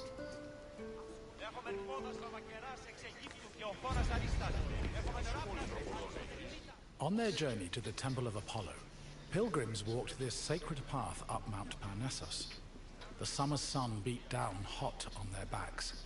Along the way, they took in the magnificent monuments, treasuries, and statues that adorned the road. These landmarks were tokens of people's reverence for the oracle's benevolence. All were dedicated to Apollo, and most were offered by cities to commemorate military victories. The monuments represented not only their donors' piety, but also their power and wealth. The sanctity of Delphi has endured to the present day, and visitors still take this very same route.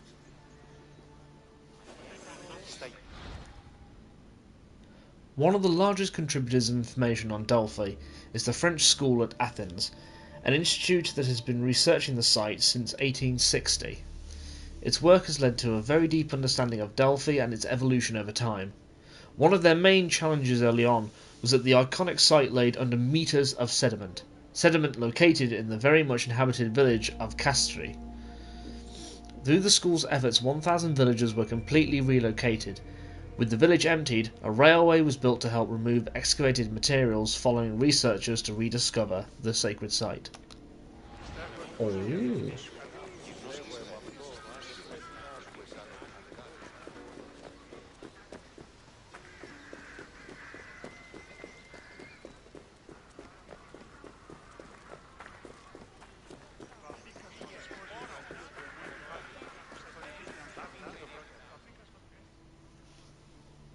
One of the most impressive dedications to Apollo came from the Cnidians, a Greek population that colonized the island of Lipari, north of Sicily.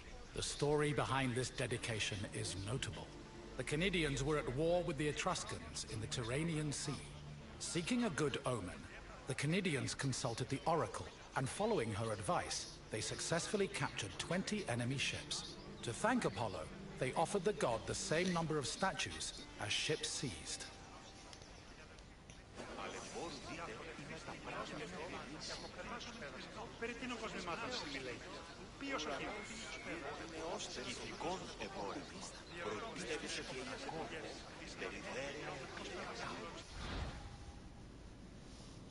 Today, only fragments of this monument, of this monument remain.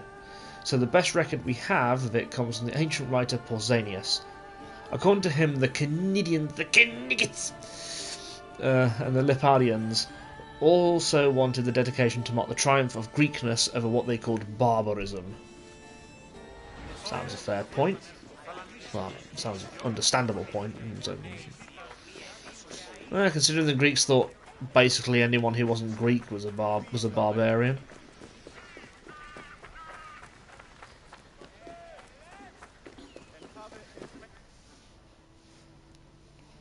Next to the Naxian Sphinx stood a simple structure to display offerings from the Athenians, most of which were spoils of war. In particular, these offerings, called ex-votos, were prows of sunken Persian ships. The Athenians built the portico after their naval victory over the Persians in 478 BCE.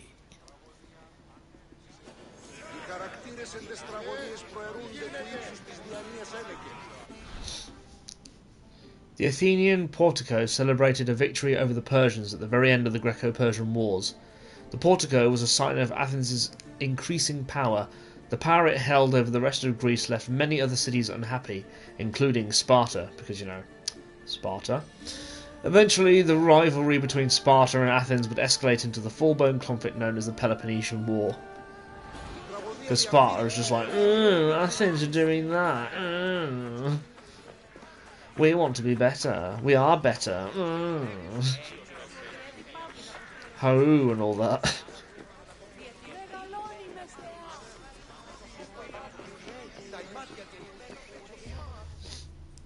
Once arriving before the temple, pilgrims wishing to consult the oracle had to first pay a tax. This tax gave them the initial right to approach the altar of Apollo and make an animal sacrifice to the god. But before proceeding to the Pythia, the preliminary ritual had to succeed. If the animal reacted favorably and showed signs of acceptance to the god, it was sacrificed, and the pilgrim would be allowed to enter the temple to question the Pythia.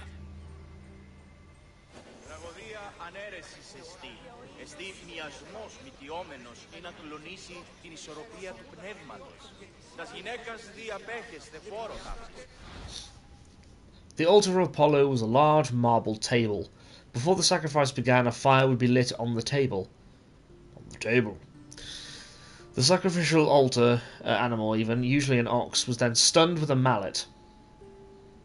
The animal's skin was then given to the priest, while its flesh was divided into two parts, the bones and the fat, which were offered to the gods, and the meat, which was distributed amongst the people who brought the animal, then grilled and eaten. So basically nothing went to waste. At last we arrive at the Temple of Apollo, where the oracle relayed her prophecies. The temple was the final destination of those seeking an audience with the Pythia, and its appearance matched the majesty of its purpose. Atop its imposing columns, the structure's pediments displayed famous mythological scenes, sculpted by the renowned Greek artist Antenor. But as grand as the temple looked from the outside, it paled in comparison with what happened within.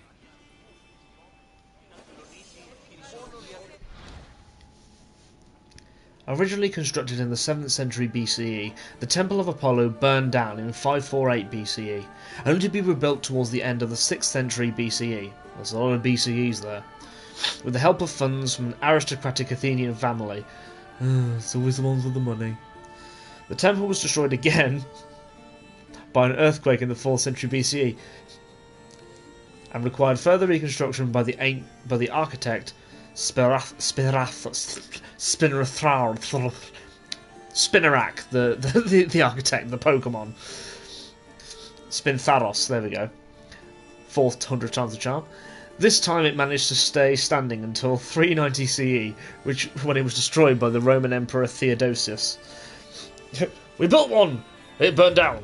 We built another one! That got not an earthquake, but the third one stayed up!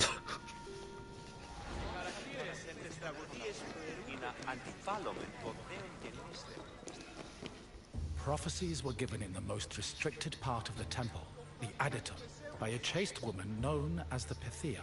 Before delivering prophecies, she first purified herself with water, then burned laurel leaves and barley flour to begin the ritual. Finally, while seated on a tripod surrounded by offerings, the Pythia delivered Apollo's messages.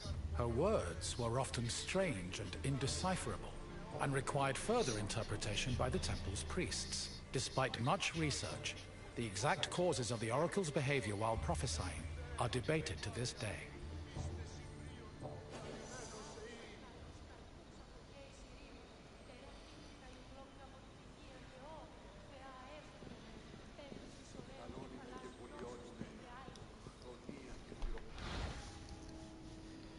The Pythia's predictions were often incomprehensible to common mortals and required interpretation by priests. Herodotus tells us that the famously rich king Chrysios once misunderstood one of the oracle's prophecies. After asking about the outcome of a war he would declare, the oracle predicted a kingdom would fall. Unfortunately for Chrysios, it was his own kingdom that fell right into the Persians' hands. Oh, that's a famous one.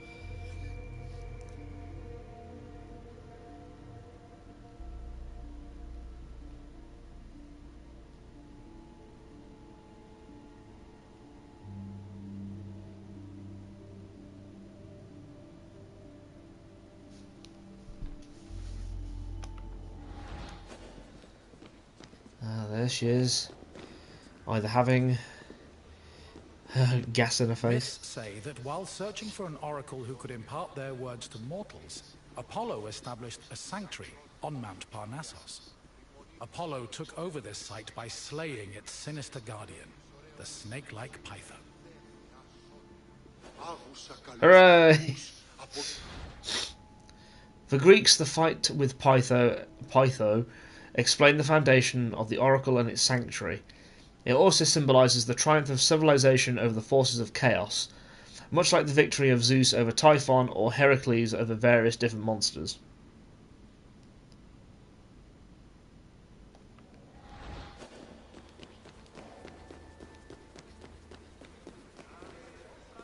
Your visit is complete. I hope you now understand how important this sanctuary was, and how it affected the lives of people both in the Greek world and beyond its borders.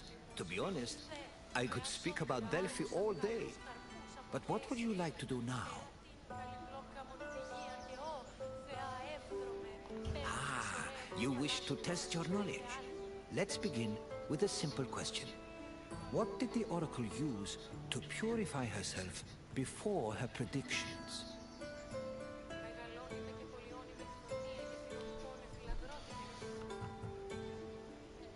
Sorry, I didn't know to hear that. What did the oracle use to purify herself before her predictions?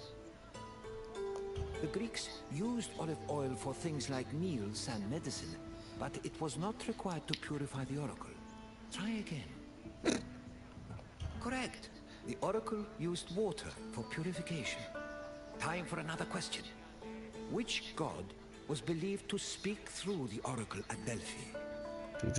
Yes, the oracle allegedly spoke the words of Apollo, which were then interpreted by priests. One final question for you. Delphi is situated on which mountain? Correct. Delphi stood on the slope of Mount Parnassus. Well done, traveler. Your knowledge rivals that of the wisest philosophers. I wouldn't say that. It has been a pleasure sharing Delphi with you.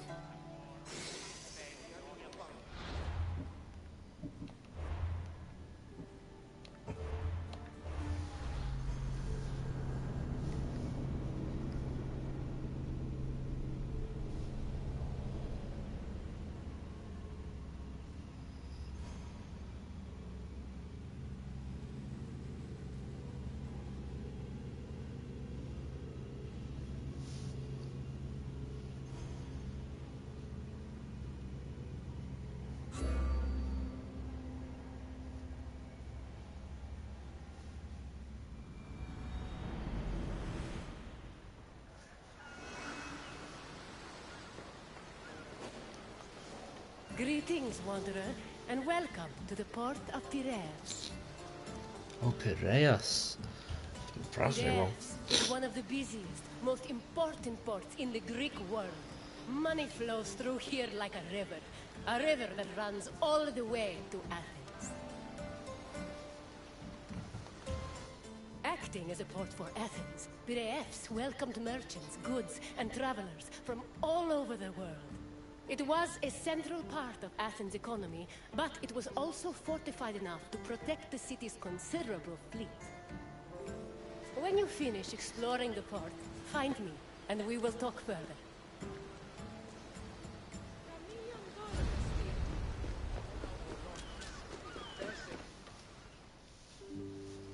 Piraeus, a peninsula southwest of Athens, became the city's main port after the politician Themistocles encouraged the development of its natural harbors. These developments led to the gradual abandonment of the older harbor of Phaleron. Piraeus's fortifications were further developed by Cimon and Pericles, along with the long walls which ensured goods could still be moved during sieges. Piraeus was divided into three main sectors: the military port, the Emporion, and the residential area. By the 5th century BCE, it had become not only Athens' naval headquarters, but also the mercantile center of the Mediterranean.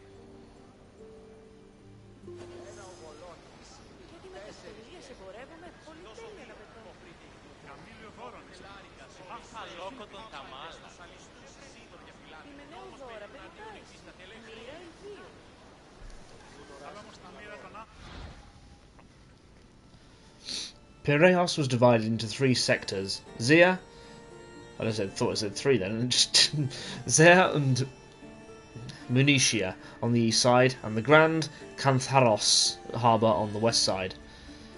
Piraeus' agora, called the Hippodamian Agora in honour of the architect Hippodamos, was located near the cove of Zea. Zea? It functioned as a local market, but also as a political and military meeting place. The Munitia harbour was Piraeus' main military port, and was mainly made up of storage areas and ship sheds. The Cantharos harbour, which was also the largest natural harbour in the Mediterranean Sea, housed the Emporion, where international trade took place.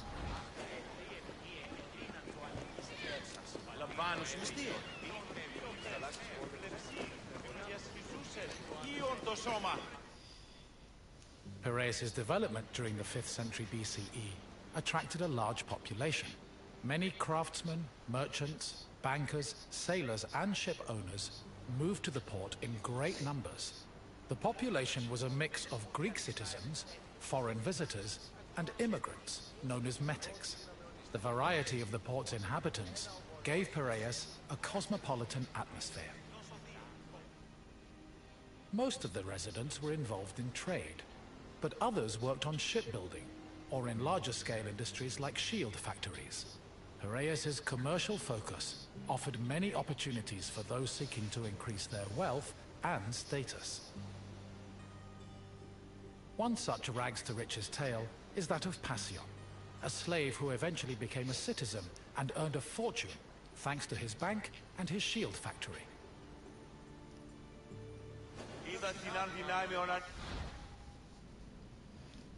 Metics made up a large part of the port's population. It's estimated that at the end of the 5th century BCE there were anywhere from 5,000 to 6,000 metics living in Piraeus. These varied inhabitants are added to the port's cosmopolitan atmosphere. Metics also had an impact on religious practices in Piraeus. From at least the 5th century BCE onwards, Metics introduced the worship of various Eastern deities, such as the Thracian goddess Bendis and the Egyptian god Isis.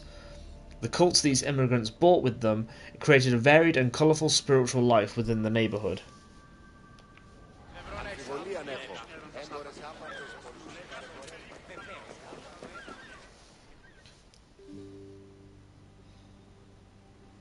Piraeus was a demi, or district, of Attica. Because of its size, function, and varied population, it had a much more complicated administrative structure than other demes. Above all, Piraeus was closely monitored and controlled by the Athenian assembly, due to its importance to the city. Within the port, there were two separate categories of trade: international trade, which took place in the Emporion, and retail trade, which was managed by Kapaloi in Piraeus' Agora.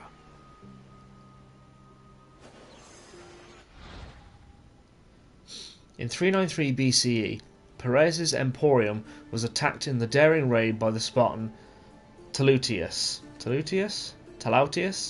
I don't know. Anyway, Talautius. David. Talautius was the commander of a small fleet based on the island of Aegina. His forces sailed 12 tree-mains into the Grand Harbour at daybreak and took the Athenians by surprise. As a result, Talautius was able to capture a number of merchant ships. The raid ended up discouraging foreign traders from travelling to Piraeus, which put Athens' economy in jeopardy. Consequently, Athens was forced to negotiate peace with Sparta. I mean, that is actually quite a clever thing to do.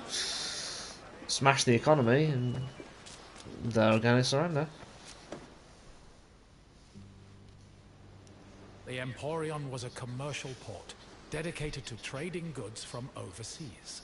All international transactions were required to be made within its limits and needed to be exclusively wholesale. Elected magistrates managed all business and laws in the port. Meanwhile, port authorities known as epimeletes oversaw trade and took care of the regulation of prices. This was an especially crucial duty, as the amount of supplies and goods could fluctuate wildly based on factors like bad harvests or lost cargo. Common products sold in the Emporion included vegetables, fruits, fish, leather, timber, marble, metal, weapons, and ceramics. According to Hermippos, Athens was also wealthy enough to afford the finest goods from all over the world, including figs from Rhodes, almonds from Thassos, oil from Samos, and wine from Chios. Taxes were collected on all merchandise that came into the Emporion, which provided Athens with a major source of income. Money, money, money. Why is it always the big words? Why do they never pronounce the big words? Epimeletes? I want to go with that. The Epimeletes who administered the Emporium were appointed on an annual basis. Their duties included overseeing trade and ensuring the quality of goods and commodities. They enforced rules of law and made sure no transactions were concluded outside the Emporium. And they supervised money changes and took care of complaints regarding exchange fraud. In large cities like Athens, the God, I've already forgotten how to pronounce it. The Epimeletes shared some tasks with other specialised magistrates. These magistrates included the Nauticae, who were in charge of justice, the Citophailakes, who supervised the sale of grain, and the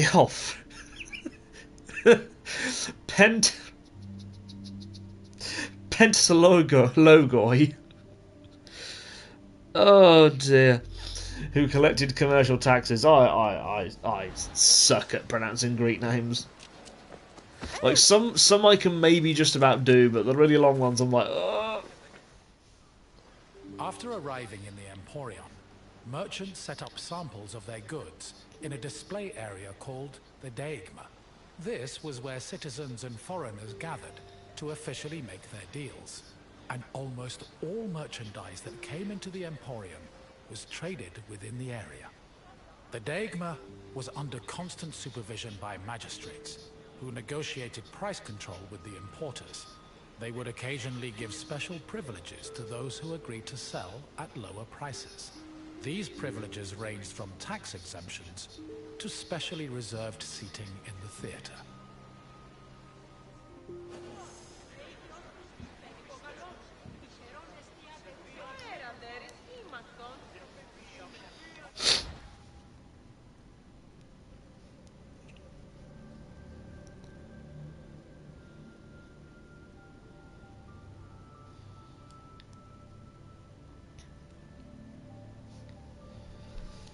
Athens was the head of the Delian League, and would often wield its maritime power and influence against other Greek cities by creating trade blockage. For instance, when the sacred land between Attica and Megara was occupied by the Spartan-allied Megarians, Athens forbade Megara from trading in any harbour belonging to the Athenian Empire, and in doing so cut off the city's main economic resource.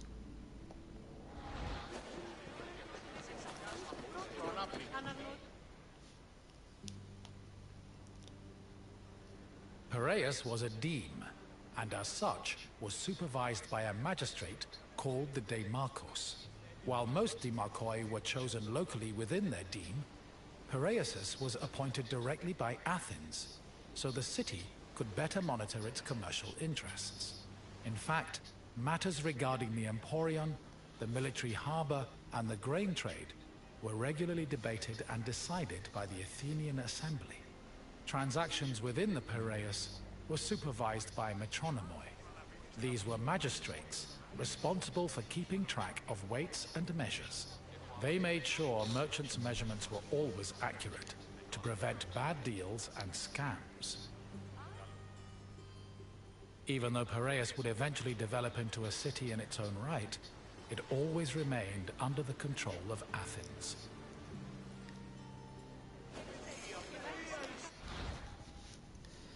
The trade conducted in the Emporium was subjected to tighter surveillance than other places in Attica, and merchants who violated the rules would find themselves facing serious consequences. Metronomoi probably had the authority to impose penalty charges and bring fraudulent merchants to court, and other magistrates like agoranomoi and sitophalakes likely had similar power. Inscriptions from the 2nd century BCE suggest that magistrates also had the right to destroy any undersized container and confiscate its contents. Sounds a bit of a racket. A commercial tax of 2%, or a pentecost, was placed on all cargo entering and leaving Piraeus. The tax was collected by a group of 5 people called Pentecostologoi. According to Andocides, this position could be bought for the hefty sum of 30 talents, or 180,000 drachmae. However, most of these officials made a profit of up to 6 talents, making the job very lucrative. While merchants were responsible for setting the value of their goods, Pentecostologoi had the power to challenge the value, if they saw fit. Furthermore, merchants were required to register with these officials before they could transport, display, and sell their goods. Overall, this system provided Piraeus, and by extension Athens, with a tremendous amount of money.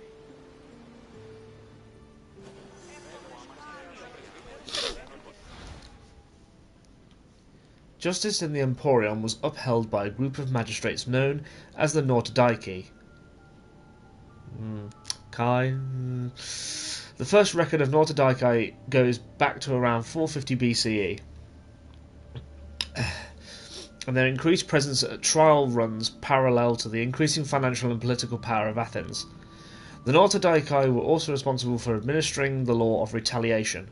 According to this law, if a foreigner injured someone, the Nautodici had the right to seize the goods or property of the perpetrator's fellow traders. As a result of the law of retaliation, some traders avoided certain harbours so as not to be penalised for their associates' actions. To counter the Nautodici's power, some states had a judicial convention called the Symbola. It protected merchants from harassment by ensuring them the right to be judged by a city court. The magistracy of the Nautodici was eventually abolished around 350 BCE. That's a lot of political judicial jargon. I didn't like it. The sale of grain was overseen by special magistrates called sitophilakes. Since some Greek cities had a grain deficiency and relied heavily on imports, these officials were extremely important. Their duties encompassed all aspects of grain commerce, including price control and profit margins, to ensure Athens remained well-fed. This is no surprise. Grain was so important to Athens that 2/3 of all stocks were required to be transported and sold at the city's agora by law. According to Demosthenes, the significance of the sitophilakes was such that if they failed in their duties, they faced the death penalty.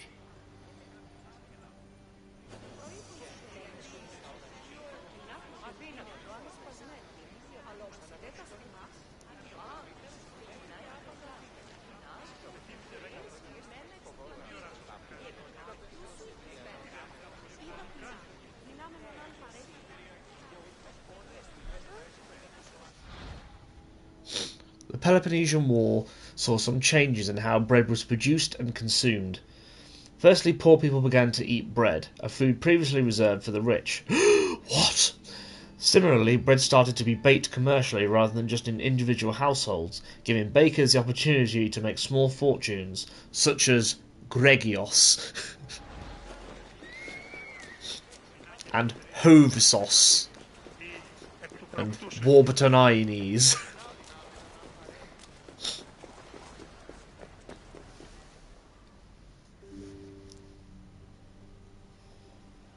The Emporion operated on a foundation of credit and loans. Overseas commerce was handled by two types of tradespeople. Emporoi transported cargo in borrowed ships, while Naucleroi were ship owners who moved goods on their own vessels. Elsewhere in the Emporion were bankers and accountants who arranged loans and kept track of incoming and outgoing ships.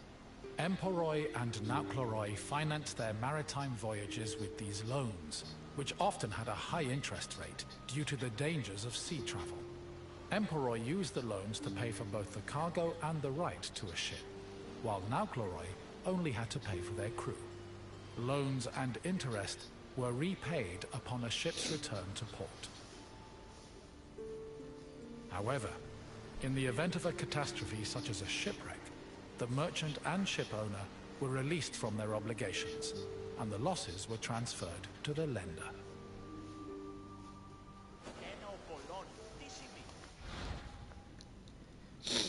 In Greek cities, some temples held reserve funds stored in rows of pottery. These temples also provided loans. For example, according to an inscription from around 430 BCE, the Parthenon in Athens lent city funds at an interest rate of 6%. I know what that means. Financial savvy, me. You've returned. I hope you enjoyed your stroll through the port. Piraeus was important to Athens' commercial interests, but it eventually came into its own as a vibrant and bustling port. If you have any questions, don't hesitate to ask. If you say so. Let us see This is going to be Wanderer. guesses all the way unless it's simple enough. Which Athenian politician originally encouraged the development of Piraeus' natural harbors? Correct. That was like I say, saw these are just going to be Piraeus' guesses. potential as a port and encouraged its development. On to the next question. What did the Sitophilakes supervise? It was Metronomi who were in charge of Piraeus' Curses. weights and measures. Try again. Yes, Sitophilakes had the extremely important responsibility of handling all matters related to grain commerce. Only one question left. What was the name of the slave who took advantage of Piraeus' opportunities to earn themselves citizenship? Correct. I was going to say, that's the only other name I didn't Managed to recognise. earn a fortune and achieve citizenship thanks to both his bank and a successful shield business. Your knowledge of Piraeus is impressive. Also, I think that was the thing that they could actually buy their freedom. It's just very rare that they'd ever get the chance to get enough money to do it. Alright, we've got one more to go. Asclepius.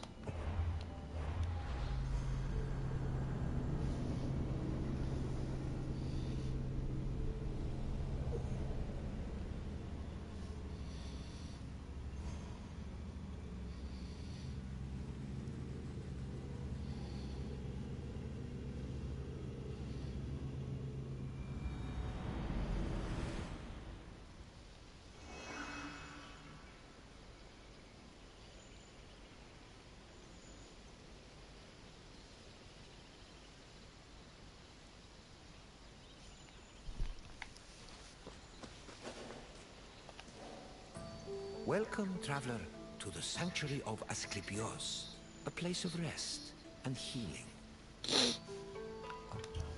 The sanctuary of Asclepios is an amazing place, even for those with only a passing interest in medicine. It was a fascinating location, combining the mystical, religious, and scientific. And if someone happened to pass out, they'd luckily be surrounded by skilled physicians. Well, they do say the best place for anything to go wrong is a hospital. This is the sanctuary of Asclepios, the god of medicine. It was here that the sick and weary came, seeking cures for their ailments. Sometimes the medical practitioners provided the cures, and sometimes the healing came from the gods themselves. This tour will help explain the inner workings of the sanctuary, as well as the unique way the Greeks approached medicine. I hope you enjoy yourself. I'll be waiting for you at the end of your visit.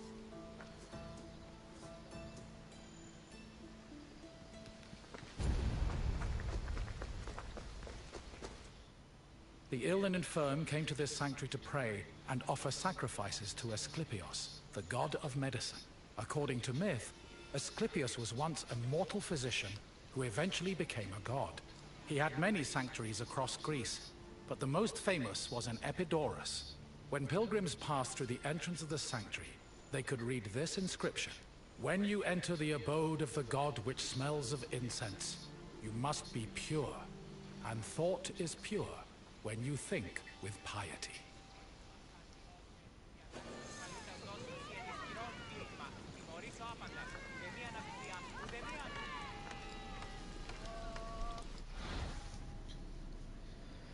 Asclepios, like most Greek gods, had a backstory wreathed in fire and blood. He was the product of an affair between the god Apollo and a mortal woman named Coronis. Apollo killed Coronis after discovering she had been unfaithful, and ordered her body burned on a funeral pyre. However, Apollo rescued his dead lover's unborn child from her womb before the fire consumed her body. Apollo gave the baby to the centaur Chiron, who raised Asclepius and taught him how to practice medicine.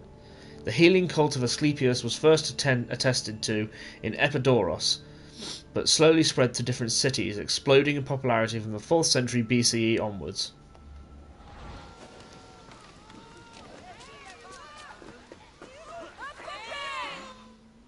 Medical steles constituted a sort of hub between medicine, religion, and the divine. They were slabs with inscriptions that praised Asclepios' virtues and merit, and described his methods of healing. The inscriptions relayed the dreams patients had within the abaton, one of the most important buildings in the sanctuary. The steles outlined the patient's name, their disease, and how they were cured by Asclepios. They were probably written by the sanctuary's priests, or at least under the priest's supervision. Asclepios was a complex deity. In addition to being a god, he was also a trained physician and disciple of the centaur Chiron.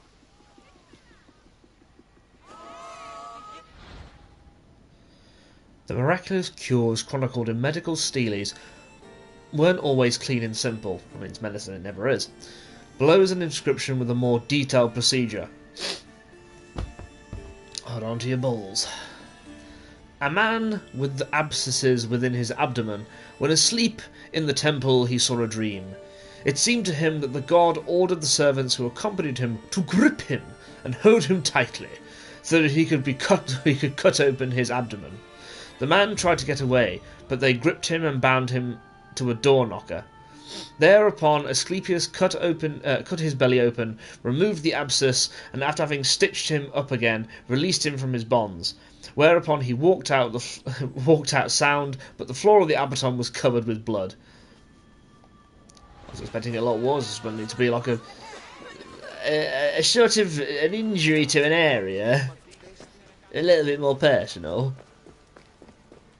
His toe. In ancient Greece, religion was inseparable from rites, processions, and sacrifices. This was no different in Epidaurus, and visitors to Asclepios' sanctuary needed to prepare themselves accordingly. Pilgrims cleaned themselves in order to be pure, then offered Asclepios food like honey cakes, cheesecakes, baked meats, and figs. The food was placed on the sanctuary's holy table, where it was presumably later taken by priests. After the preliminary offerings, visitors were allowed to enter the abaton, where they would hopefully encounter Asclepios in a dream. Medical steles also mention that healed patients sometimes gave additional offerings to Asclepios as thanks for being cured.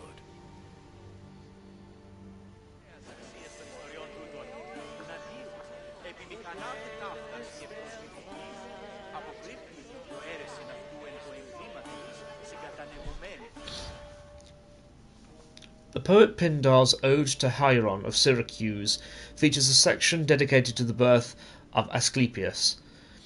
Then Apollo spoke, I can no longer endure in my soul to destroy my own child by a most pitiful death, together with his mother's grievous suffering. So he spoke. In one step he reached the child and snatched it from the corpse. The burning fire divided its blaze for him, and he bore the child away and gave him to the Magnesian centaur, to teach him to heal many painful diseases for men.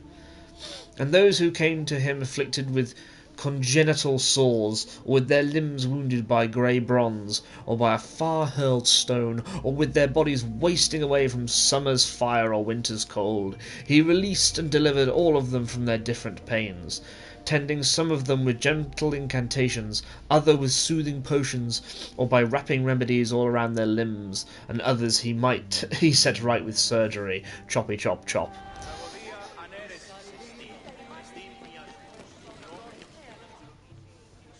Asclepius was originally born immortal, and was the product of an affair between the god Apollo and immortal Coronis. Apollo killed Coronis after discovering she had been unfaithful, and ordered her body burned on a funeral pyre.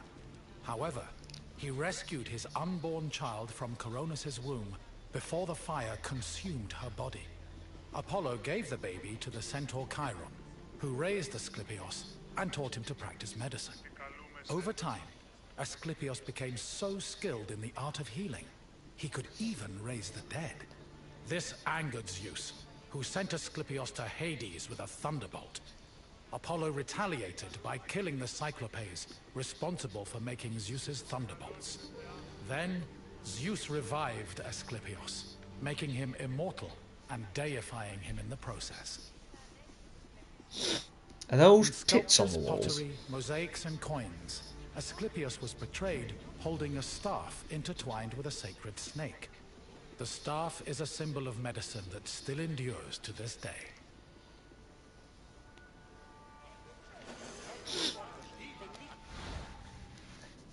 Inside and outside the temple, devotees honoured Asclepios with votive offerings such as coins, medical tools, bandages, reliefs, statues and statuettes. However, they also gave body part votives. These anatomical votos offerings represented the part of the pilgrim's body inflicted by illness. They were offered either during the initial prayer for health or at the end as thanks for being healed. Thank you, my boobs don't hurt anymore. Here's a cast of my tits. Anyway, one example of such an offering comes from ancient medical stele. According to the inscription, Pandorus arrived at the temple with marks on his forehead.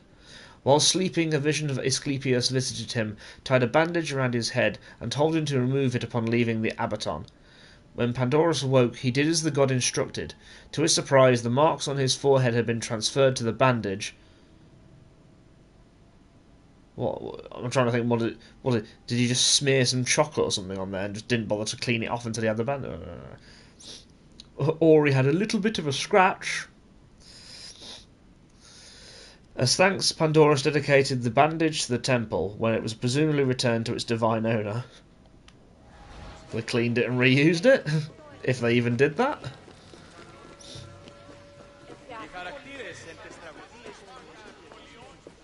Again, we don't know what these discovery stations do, because I don't recall reading them when I found them before. A dead letter. The Epitaphion was the priest's residence. As the link between patients and the gods, priests were essential to the operation of the sanctuary. They were often elected into the priesthood for one-year periods, but could also buy themselves a position if they were wealthy enough.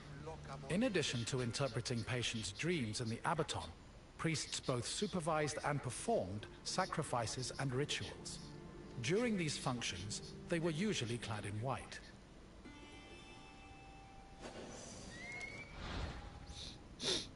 Asclepios and his family weren't the only staff at the sanctuary. as professional physicians worked there as well. After the priest interpreted the patient's dream, the surgery prescribed by the god, as well as the preparation of pharmacological drugs, was carried out by medical staff.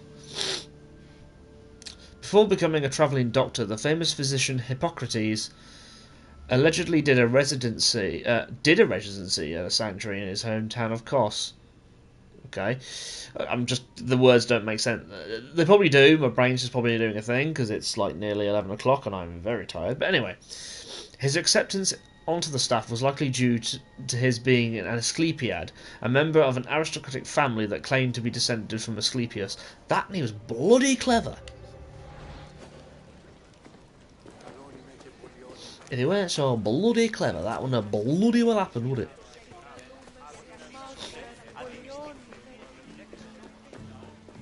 I do find ancient medicine rather fascinating.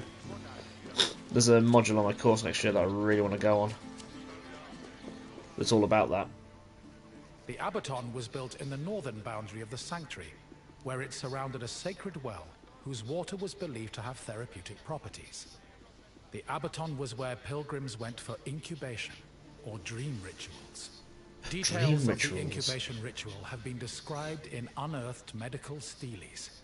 They were also noted in Aristophanes' play Plutus, which featured a more comedic view of the process. Was it where they all got mushrooms or something? There are many methods for curing the sick in the sanctuary. In addition to being miraculously healed by Asclepius and the Abaton, pilgrims could also be given pharmaceutical drugs and remedies even, sorry. They could also undergo surgical procedures, as evidenced by the scalpels, lances and other tools discovered in archaeological excavations. The variety of treatments is not surprising.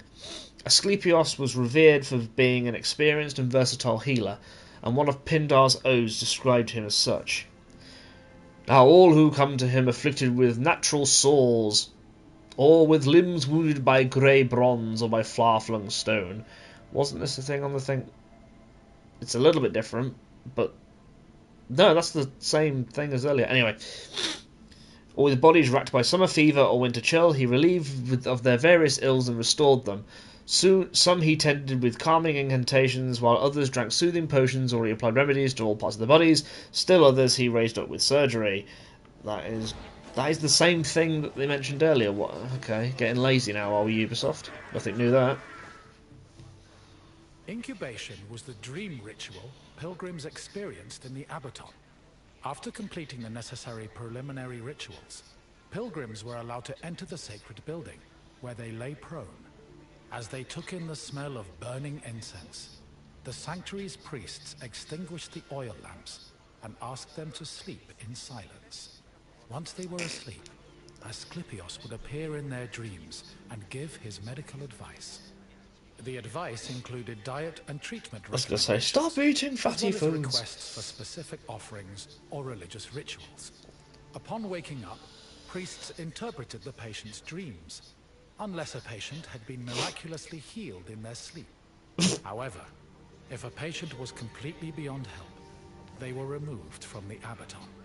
This was to adhere to a ritual law that stated that no one could die or be born within the building. I mean, yeah, you don't want to clean that shit up. They're miraculously cured in their sleep. It's almost as if sleep is actually good for you. The incubation ritual was also used elsewhere in the Greek world, including Oropos. However, instead of healing advice, pilgrims incubated at Oropos to receive prophecies from the hero Amphiaraphos.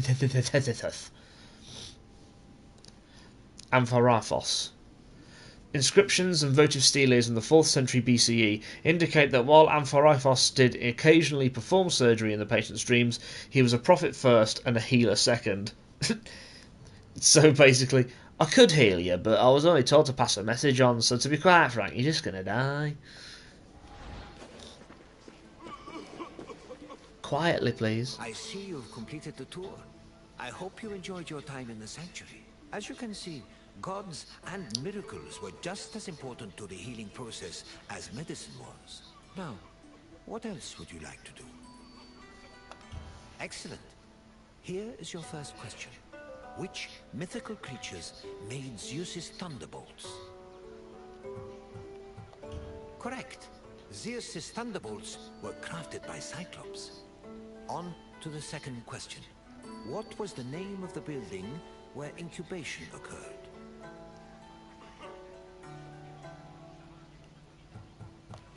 No. Oh, That is a I was going to say. shape, not a place. Try again. Yes. I was right the first time, I just doubted myself and picked the silly one. A dream ritual in the hopes of curing their ailments. No, that's a fucking shape, you idiot. Who was Asclepios' father? David. Yes, Apollo was Asclepios' Well, I've got father. things for that name in this His stream. brother was a mortal named Coronis. You've proven you know the sanctuary inside and out. Well done.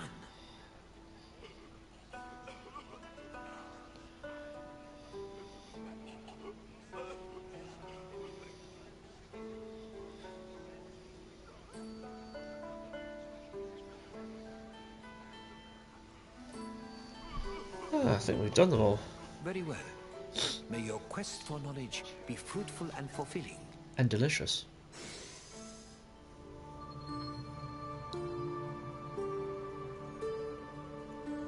Amazing. You have now completed all available guided tours. Congratulations on your achievement and dedication to knowledge. We hope you have enjoyed your explorations into the rich history of ancient Greece.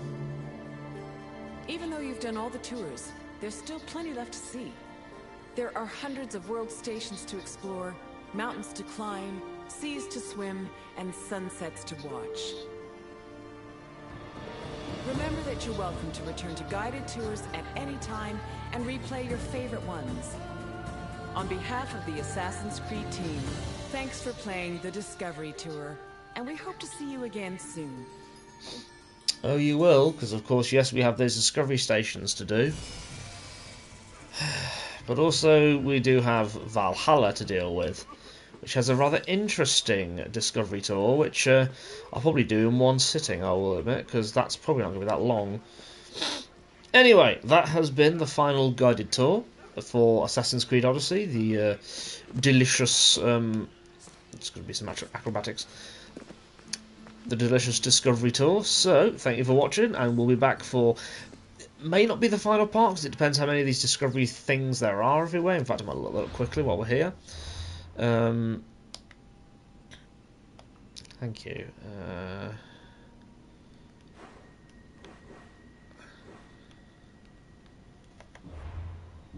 Are you not going to show me?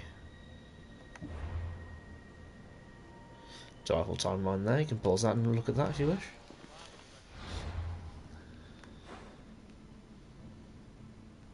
Oh, maybe it's because I've not picked any up yet. But they're supposed to pop up on the map. Oh god, I've got a camel for you there. 21, 7, 6, 19. There's a shitload, alright?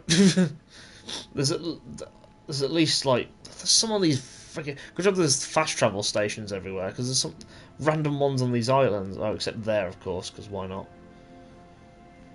Yeah, there's a few hundred. There's at least 200 there at most. I might have to Google the amount there, but we'll get through them. I can probably organise it so I do like 50 a video or something. Which means I have to count them as I go. Oh well, we'll do that. We'll probably start from the top and work our way down. But yes, in fact, actually, we'll teleport to there. Might as well for the next time. Yeah, that has been the Discovery Tour. Join me for the final parts, or part, if I manage to remember. Again, I don't know. Anyway, I'll keep procrastinating. I probably will not do that straight away. I may skip straight to Valhalla and get that done and get it out of the way. But we'll see. Anyway, like I say, thanks for watching, and bye-bye. A dive off the hill! Ow!